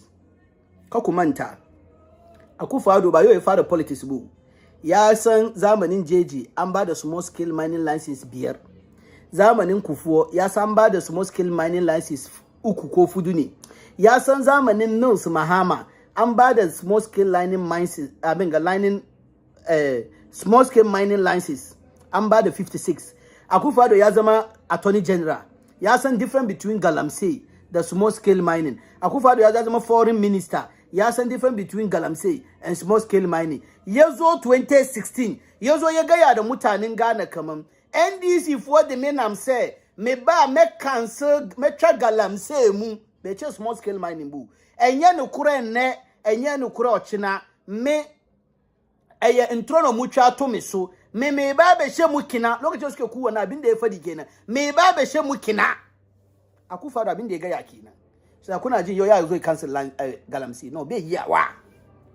Akufo-Addo bai ce magani ya cancel ga abin ga Galamsey ba saboda Akufo-Addo ne Galamsey. In kana neman ka ga Galamsey, in kana tafiya ka ga Bawumia da Akufo-Addo ka juya ka koma gida. They are the true definition of Galamsey. Akufo-Addo mutun yayi Galamsey wa har bayan gidan shi daga Chebi yayi Galamsey.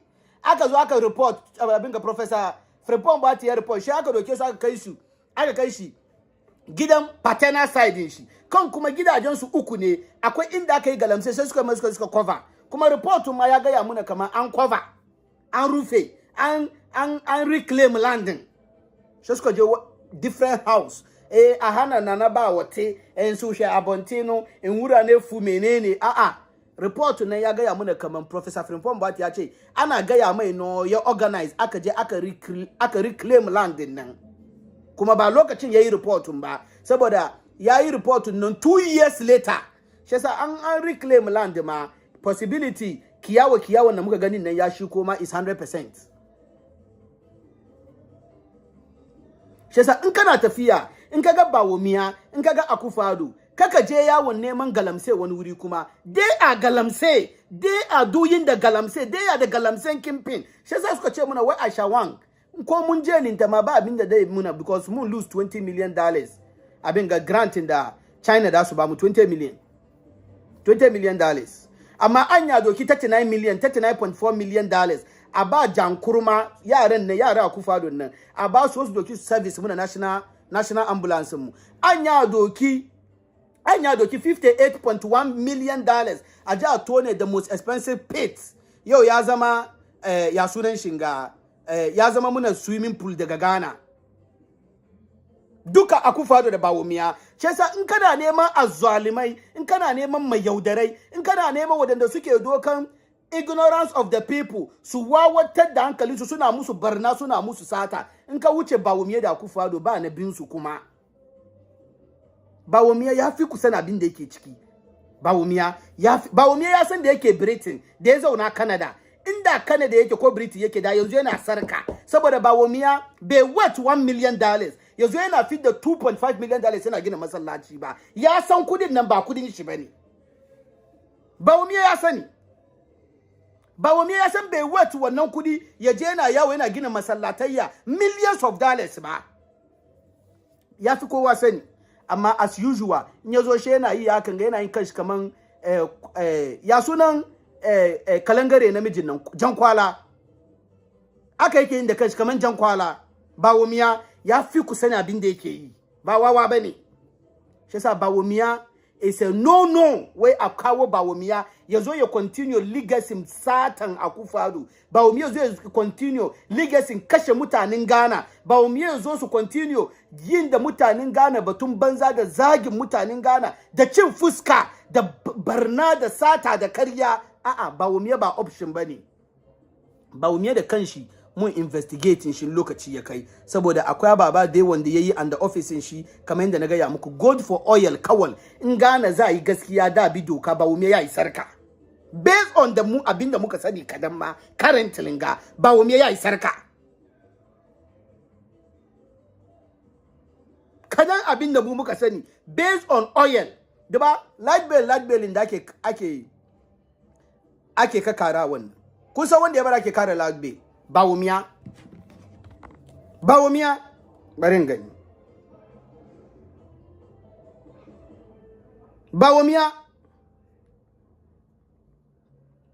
bara ke kara muku light bill amma kun ga yayi kaman bai sani ba ku Bawumia barin gani kun ga company ga Haptel kun ga company Bawumia kenan ECG na karban electricity abin ga bills su da kansu ke karba tun filazal Bawumia je create wanga company ya kawo Ghana yanzu suke karban abin ga bills electricity bills in su suka karbi electricity bills nan she su fit da commission su wato su sun tashi sun yi wahala sun je sun ka karbi bills she su karbi commissions su suka fit da commissions su she su doki sauran su ba ECG sai sa in su suka samu revenue shortfall she su ficir abin ga system nan she ka gan ka sai light da ka sa no she ja ko ba ka use ma electricity ka ma ba ma ka kashe mitin ka fita kafin ka zo ka kunna shi ga abin ya rage saboda me yasa Haptel company Bawumia ne Bawumia company Bawumia Haptel duba kujina kuma ba mu sani bane wu ina zuwa ku samu hankuri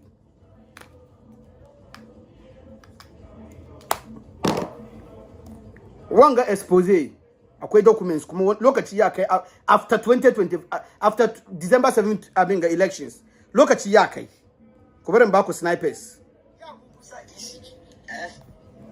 yeti o matu sakani o yeni etia isikaro sikaro etia ne ko isiji for direct e ko company be friend Haptel na bu say Haptel no ba oya dia na omu wa isikaro na nsaro ko yakwa no you have 10% me ba me tese ma me be free charge from source dia na zuwa ami wusua wanga magana mun tumba ku breaking news tumba yau ba amma ya musa isiji yeti o matu sakani o yeni etia isikaro sikaro etia ne go isiji for direct e ko company be friend Haptel na bu say Haptel no ba oya dia na omu wa isikaro na nsaro ko yakwa isiji no mu you have 10% me ba me tese ma me be free charge from source incorporation documents in Haptel nga duka nanan incorporation documents in Haptel nga an create Haptel nga an create shi 2018 aka create wanga company daga Ghana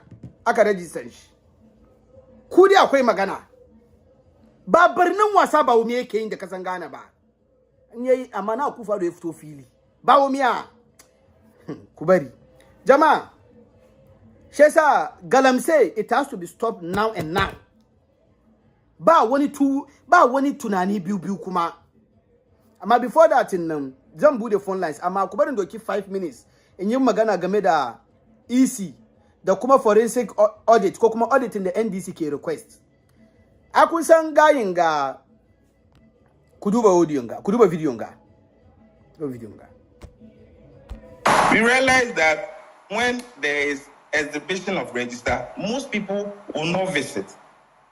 Thankfully, the EC came out with a certain short code. You assess and you make some payment of 50 pesos. The new patriotic party developed one, free of charge for all voters. It's illegal. NDC this time, unless Kofi Annan to say that they did not develop you have just put out an illegality that you perpetrated. Oh, yes. Really? Yes. And under what law? It's not about. It's more like vote buying. You are data protection laws. Going to you found one. I have not said anything. He's the one confessing to the sin. For voters to access the register. Yes. Let me make the submission. Okay. Data protection. Yes. You see.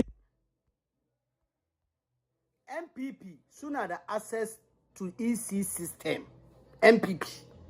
Wanga shine director of research and elections for MPP. Evans Nemakun. Kun ji abin da ya fadi. Allah ya buge bakin shi last week Saturday kan news file. Ya tona da kan shasiri. Wai me? Wai kafin electoral commission ta ba da provisional register nan kowa ya je ya audit kungari ya waye ayi exhibition last month on the 20th. I could say NDC sun samu register now on the 19th, a day before, around 1 to 2 p.m. the rana. Gare waye abinga 20th aka yi abinga exhibition ko ba ka ba. Inji Evans Nemakun. Wai sun samu nasu nan wai da EC suka yi short code kai me wannan EC no ke da access to the database. She suka yi short code suka baka access to yanda da aka yi me in ma ka shiga database ma abinda yayi limited for you to see wato basic information ka kawal da ka gani baka ka ga information wani ku ji da kyau saboda su suka program system mun nan so that auditing nan is a must. Inji Evans Nemakun, director for elections and research for MPP. Wai kafin EC su fito da short code nan su ma MPP sun yi short code su suka ba mutanen su suna check information su kan EC database.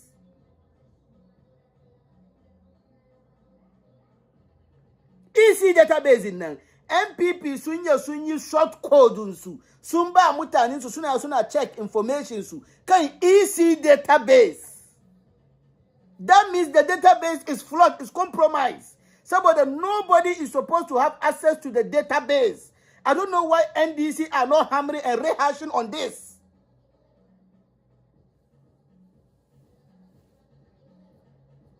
Kofi Adams, she can come program go na rana. MP they have to make sure come on so rehash.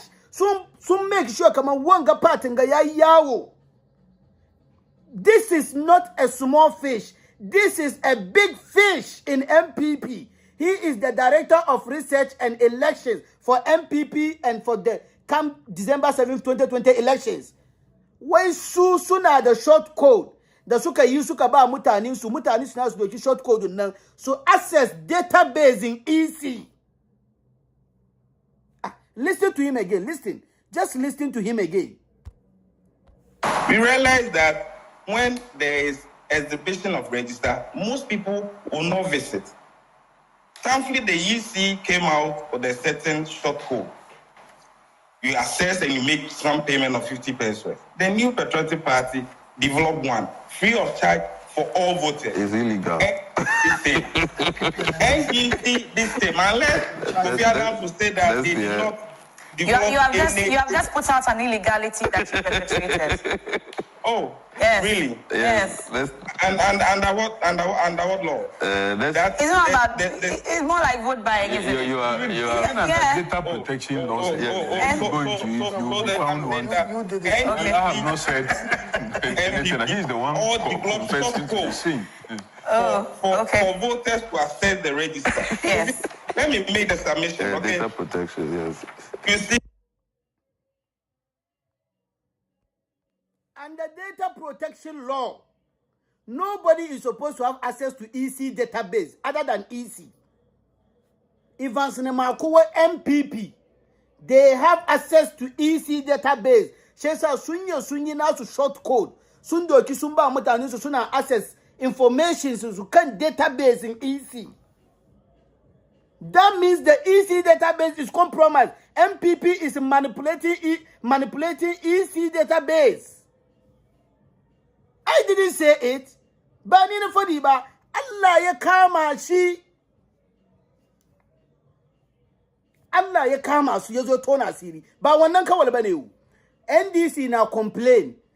Register nan date nan da ya kamata ba su. Ana ta change. Even a day before that fare before abasu nan ma. She an ba su ma ne ma around 1-2. Lokaci ya wuce gare wai da safe no da fare exhibition. She MPP fito suna ce muna wai NDC su sun yi laki ma su sun samu nasu ma da maza 1-2 su da dare marance wajen 6 PM su suka samu nasu bi ma'ana NDC ma su sun yi laki sun samu da maza. All this wala abin da suke fadi kenan shi gudan da Allah zai kama su kuji sun samu voter register nan weeks ko days before exhibition ko ba haka nan bane kuji abin da zai fadi. You didn't have errors in there? New Patriotic Party had our copy of the provisional register. We did want it. We printed the register plus that of the 2023 copy to all our polling stations for them to do a necessary audit ahead of the EC's exhibition. We had done that. Wow. So it means you give them. So did you get it earlier? Did you get it earlier than the NDC? They got it. Just a minute. Because they got it on the 19th. When did you get yours? Get it from me. Get it from me. You didn't have errors in there? New Patriotic Party had our copy of the provisional register. We did want it. We printed the register plus that of the 2023 copy to all our polling stations for them to do a necessary audit ahead of the EC's exhibition. We had done that. Wow. So it means you give them. So did you get it earlier? Did you get it earlier? The EC's exhibition. 3 copy to all our polling stations for them to do a necessary audit ahead of the EC's exhibition. We had done that. Wow. So it means you give them. So did you get it earlier? Did you get it earlier? Allah ke yi ko kun ga Allah ya kama shi shesa su EC sun ba su register nan weeks before su sun audit shesa su suka manipulate irin wani abin ga illegal transfer when MPPs who can manipulate. I don't know why the NDC are not rehashing and using this video to let everybody know about the EC database has been compromised, because Evans Nimako is not a small fish. Evans Nimako is the director for elections for MPP. He is the director of research for MPP. He is on national TV last Saturday on Newsfile to tell the whole of Ghanaians that they had the voters register weeks and they did their exhibition ahead of EC's exhibition. Evans Nimako said it. He cannot make such a mistake on national TV. No. Allah ye kama su. He went ahead to tell Ghanaians that they were able to develop their own app for MPP supporters to be able to access EC database to check their information. He said it. So I don't even know what the NDC are waiting for. There is no compromising. There should be a forensic audit. This is not just a mere communicator working on on social media saying something. This is not just an MPP communicator on who is a loose talker saying something on a radio station. This is the director of elections, the director of research for MPP and for Bawumia campaign 2024, telling Ghanaians and the generality of the world that they have access to EC database. You think this is a mere coincidence? No. He is telling the truth. It is a slip of the tongue. This is something that has to go viral. They know what they are doing. They have access to EC database. This is their director of elections. Last weekend, I was supposed to come live, but I had a funeral. That's why I couldn't come live. This is Evans Nimako. This video has to go viral. It has to go to the NDC leadership. They have to see this video. They have to make sure that they add this video to their evidences that they are piling or they are keeping. Evans Nimako said it on Joy News. I mean, Newsfile. He told us they have access to EC database because they have developed their own code, short code, which their followers can use to access their information on EC database. The fact that I have account with Chase Bank, does that mean that I can go and access Chase Bank database? The fact that I have account with Chase Bank or Bank of America, does that mean that I can bring someone in my room here and create account for the person with Bank of America or Chase Bank? The fact that I have account with Ghana Commercial Bank, does that mean that I can develop an app and sit in my room to start creating account for people in Bank of America database? Bank of Ghana database? That means I have compromised or the system has been compromised. That's what Kofi Adams and MFA were telling him. You have just announced criminality on national TV. And then Kofi Adams said in the background that this is an affront to our data protection laws. That's criminality. That's criminal. So forensic audit or whatever audit or even you can say investigation. Investigation into the EC database is a must. Why would you take this lightly? He is the director of elections. He is the director of research for MPP and Bawumia campaign. And he came out boldly on national TV to tell the entire world that they have access to the EC database. They had their register weeks, days before the actual EC exhibition dates. And you sit aloof, you sit idle. You are not rehashing this. You are not making this something big for people to understand that there is a need for the audit of the database.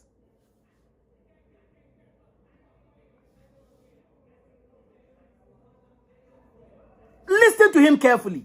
Listen to him. I'm going to play the video again. Listen to him very carefully and see that if there is no seriousness in whatever he was saying. He didn't even know that he was blowing their own horn or trumpet. He didn't even know. He didn't even know that he is revealing their secrets. This is Kofi Adams, the Director of Research and Elections for MPP. Listen to him. We realize that when there is exhibition of register, most people will not visit. Thankfully, the EC came out with a certain short code. You assess and you make some payment of 50 pesos. The New Patriotic Party developed one, free of charge for all voters. It's illegal.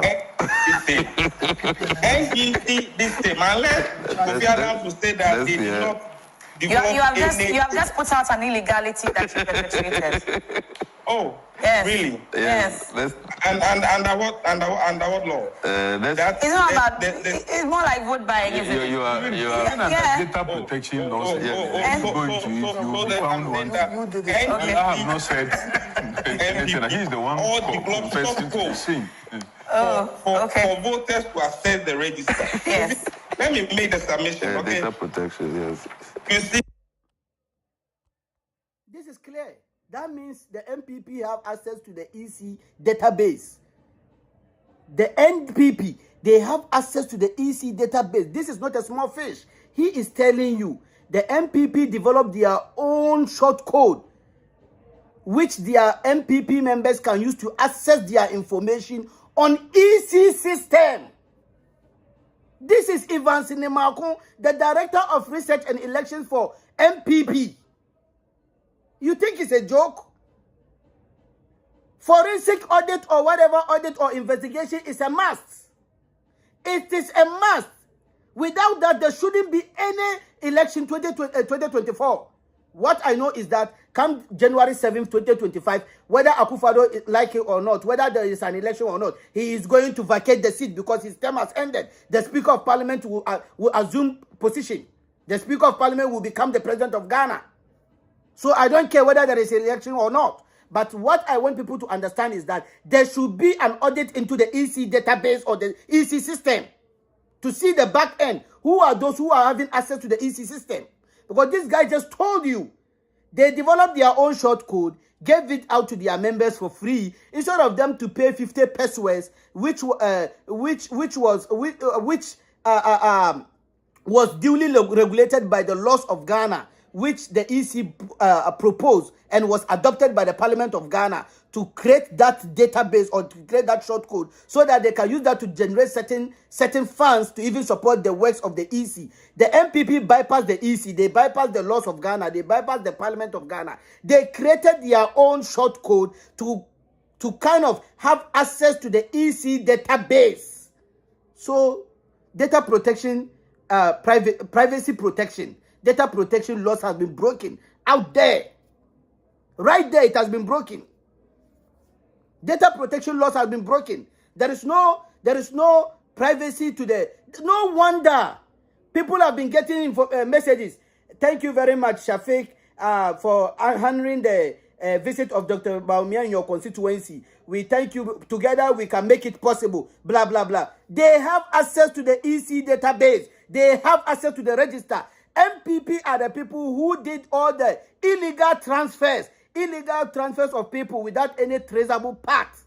It's MPP because their Director of Research and Election just revealed on national TV that they have access to the database. That is why they were able to create or develop their own short code, gave it to their members to be able to access their information on EC database, which is supposed to be secret, which is supposed to be confidential, only to the EC Electoral Commission. And you think there is no need for forensic audit or whatever investigation? There has to be. Without that, there shouldn't be any election held on December 7. There shouldn't be any election held on December 7. Because these people are committing criminality behind the scenes at the blind side of Ghanaians. This is a revelation. This is a revelation from the Director of Elections for MPP. Not that, just that. Just listen again. The same person on the same program. Just listen. You didn't have errors in there? New Patriotic Party had our copy of the provisional register. We did want it. We printed the register plus that of the 2023 copy to all our polling stations for them to do a necessary audit ahead of the EC's exhibition. We had done that. Wow. So it means you give them. So did you get it earlier? Not earlier. Did you get exhibition? We had done that station for them to do a necessary audit ahead of the EC's exhibition. Station for them to do a necessary audit ahead of the EC's exhibition. We had the register plus that of the 2023 copy to all our polling stations for them to do a necessary audit ahead of the EC's exhibition. We had done that. Wow. So it means you give them. So did you get it earlier? Not earlier. Did you get it earlier than the NDC? They got it. Just a minute. Because they got it on the 19th. When did you get yours? When he said, get it from me. Get it from me. And that one, this is not a slip of tongue. This is the work of God. This is what we call miracle. He came on national TV to admit that the EC gave them the voters register, the what should I say, provisional voters register, weeks, days, months ahead of even the EC exhibition. But they pretended to come and pick their voters register in the glare of the public late on the 19th, so that the other political parties, including the great NDC, cannot make any claim that it was given to them late. We also what transpired after the exhibition. NDC were complaining that the voters register was given late. They had theirs between 1 to 2 p.m. MPP came out to tell Ghanaians that NDC should shut up because they were even lucky to have theirs around 1 p.m. They had theirs around 6 p.m., 5 hours after NDC have had theirs. Not knowing that they took the voters register weeks, days, months before, and they knew whatever they were doing. That is why they decided to come on the 19th to pick theirs late, so that they can shut NDC down when they claim that the voters register delayed. But God no go shame us.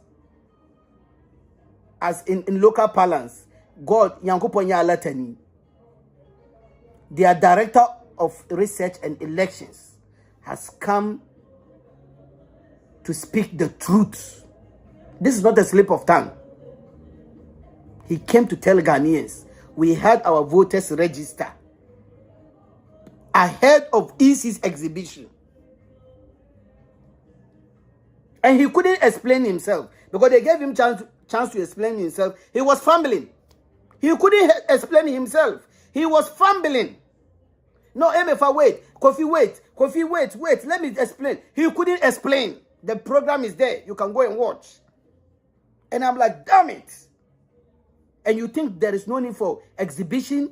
You think there is no need, for forensic audit?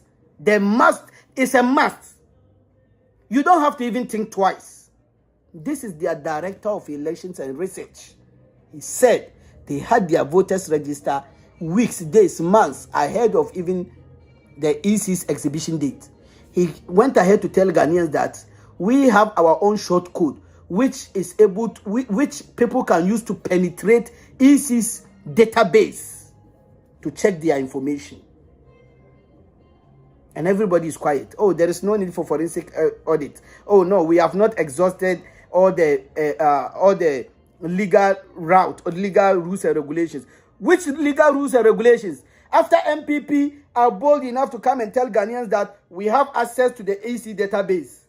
Which legality again?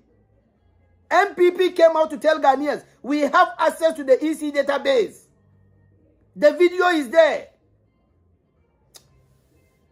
Jama'a, ni na ku bai suna Shafiq Suleiman mai lakani kan social media Mr. Araka zan doki phone calls ka da wanda ke son ya kira +13474729602 +13474729602 wanda ke son ya kira ya kira ya tufa albarkacin bakin shi yaso mu daga wanga maudu'i insha Allah gobe Allah ya da mun zo mu yi muku kwana biyu ba ku ganni ba kamar yadda nace she ban jin dadi banda wannan kuma shi amin rasuwa kakana ta rasu Allah ji kan su duka kwana biyu ba ku ganni ba Allah ji kan su duka insha Allah shi yasa ne ba ku ji na amma in Allah ya da iko Allah gobe mun zo mu da kuma samu gana ba yasa wanda ke son ya kira +13474729602 kai ka kira ka tofa albarkacin bakin ka insha Allah amma abin da nake so mutane su fahimci kenan these people they are criminals, they are vampires, they are armed robbers in broad daylight. sun zo ne su zo su yi da mutanen kasan Ghana sata barna su zo su lalatar da kasan su satan da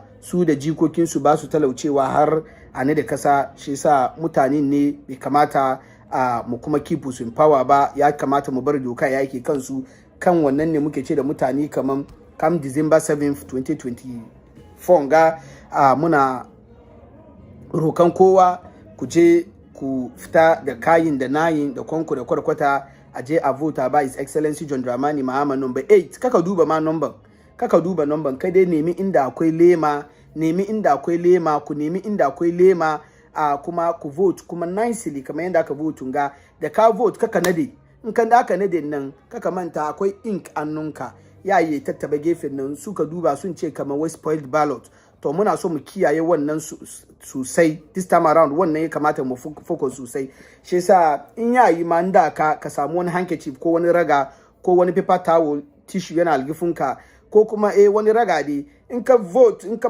danna ka kare ka manda ka bar shi aje ka doki raga ka share hannunka ka share kaman so fudu ko so biyar ka make sure kamar hannunka na yayi dry ya bushe tukunnan ka doki takardar nan ka nade ka saka cikin ballot box ne yayi very very important jama'a abinda muke so mutane su kiyaye kenan shi yasa wanda suka cancanci misali in ka zo a Sawasi constituency wanda ya kamata mu vote mai shine Honorable Muntaka Mubarak national kuma His Excellency John Dramani Mahama ya kamata kowa ya vote mai saboda ya zo ya ci gaba da tafiyar da lamarin Ghana mu samu ci gaba yanda ya kamata insha Allah isa ina jin abinda akwai kenan jama'a kam December 7th wanda ya cancanci a vote mai kenan His Excellency John Dramani Mahama yana number 8 kamar yadda da gwada muku yana number 8 amma kamar yadda da ce number 8 nan ma ba shine almuhimmin ba inda zaka zo kaga ya sa farin riga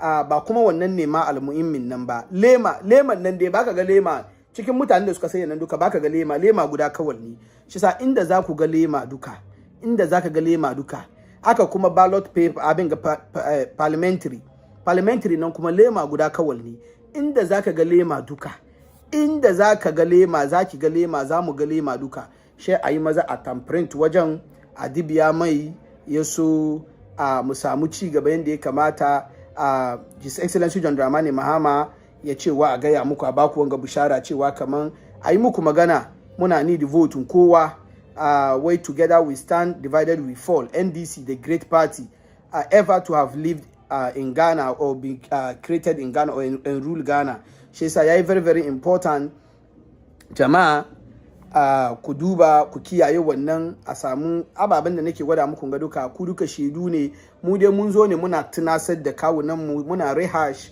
muna tunasar da kawunan mu yanda za yi a samu yanda ya kamata in Allah ya yarda shi yasa jama'a abinda akwai kenan naku mai suna Shafiq Suleiman mai lakabi kan social media Mr. Haraka na ga dai course kaman kadan sun shigo amma ba su ma sayawa ma ne ma ballin ce zan doki to abinda akwai kenan inda yana sayawa ma ne ma shin ce to na doki ba sani ba ko network ko da yake sun tone karkashin gidan mun ga yan connection suna wani gidigidi wajen ne shi yasa ba sani ba ko don ban use wifi yau ba sani ba ko wifi yake kawo musu wannan mushkila ne a don nan ga kuma magrib ya wuce ban so isha ya kama ni ce sa ma da duba time na ce to barin tashi sa jama'a abinda akwai kenan ni ne naku mai suna Shafiq Suleiman kuma mu yi shi gobe mu doki course mu ba da lokaci don yanzu ko na ce dan doki course ma banyan doki da yawa saboda lokaci ya wuce assalamu alaikum warahmatullahi ta'ala wabarakatuh. Why are you running? What's no debate? Why are you running? Hey, what's no debate? What's no debate? Why?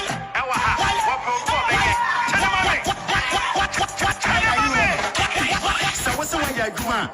Fabe what young court debate? Some Muhammad Lenin, why is so fake?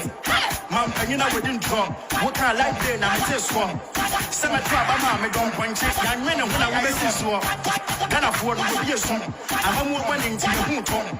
Prosperity will judge you, Muhammad. I can't say, I'm very so. Because I stand down. cash for seat, Ghana card, DDS, excavator, no would you be? Waman Ghana, I can see a Betonia, what do your mind know? John Mahama Winnie was on, again, my Nancy Kong, Pasianti, Library, GPS, 5V, but 15 million contaminated weather, but when you are here, what are you done?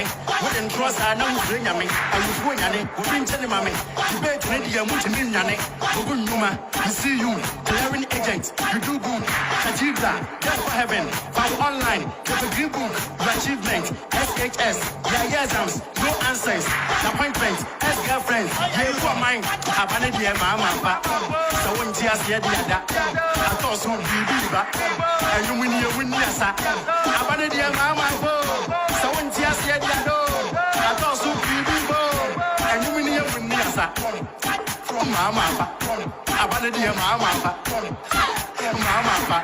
great, mama, I've had a mama,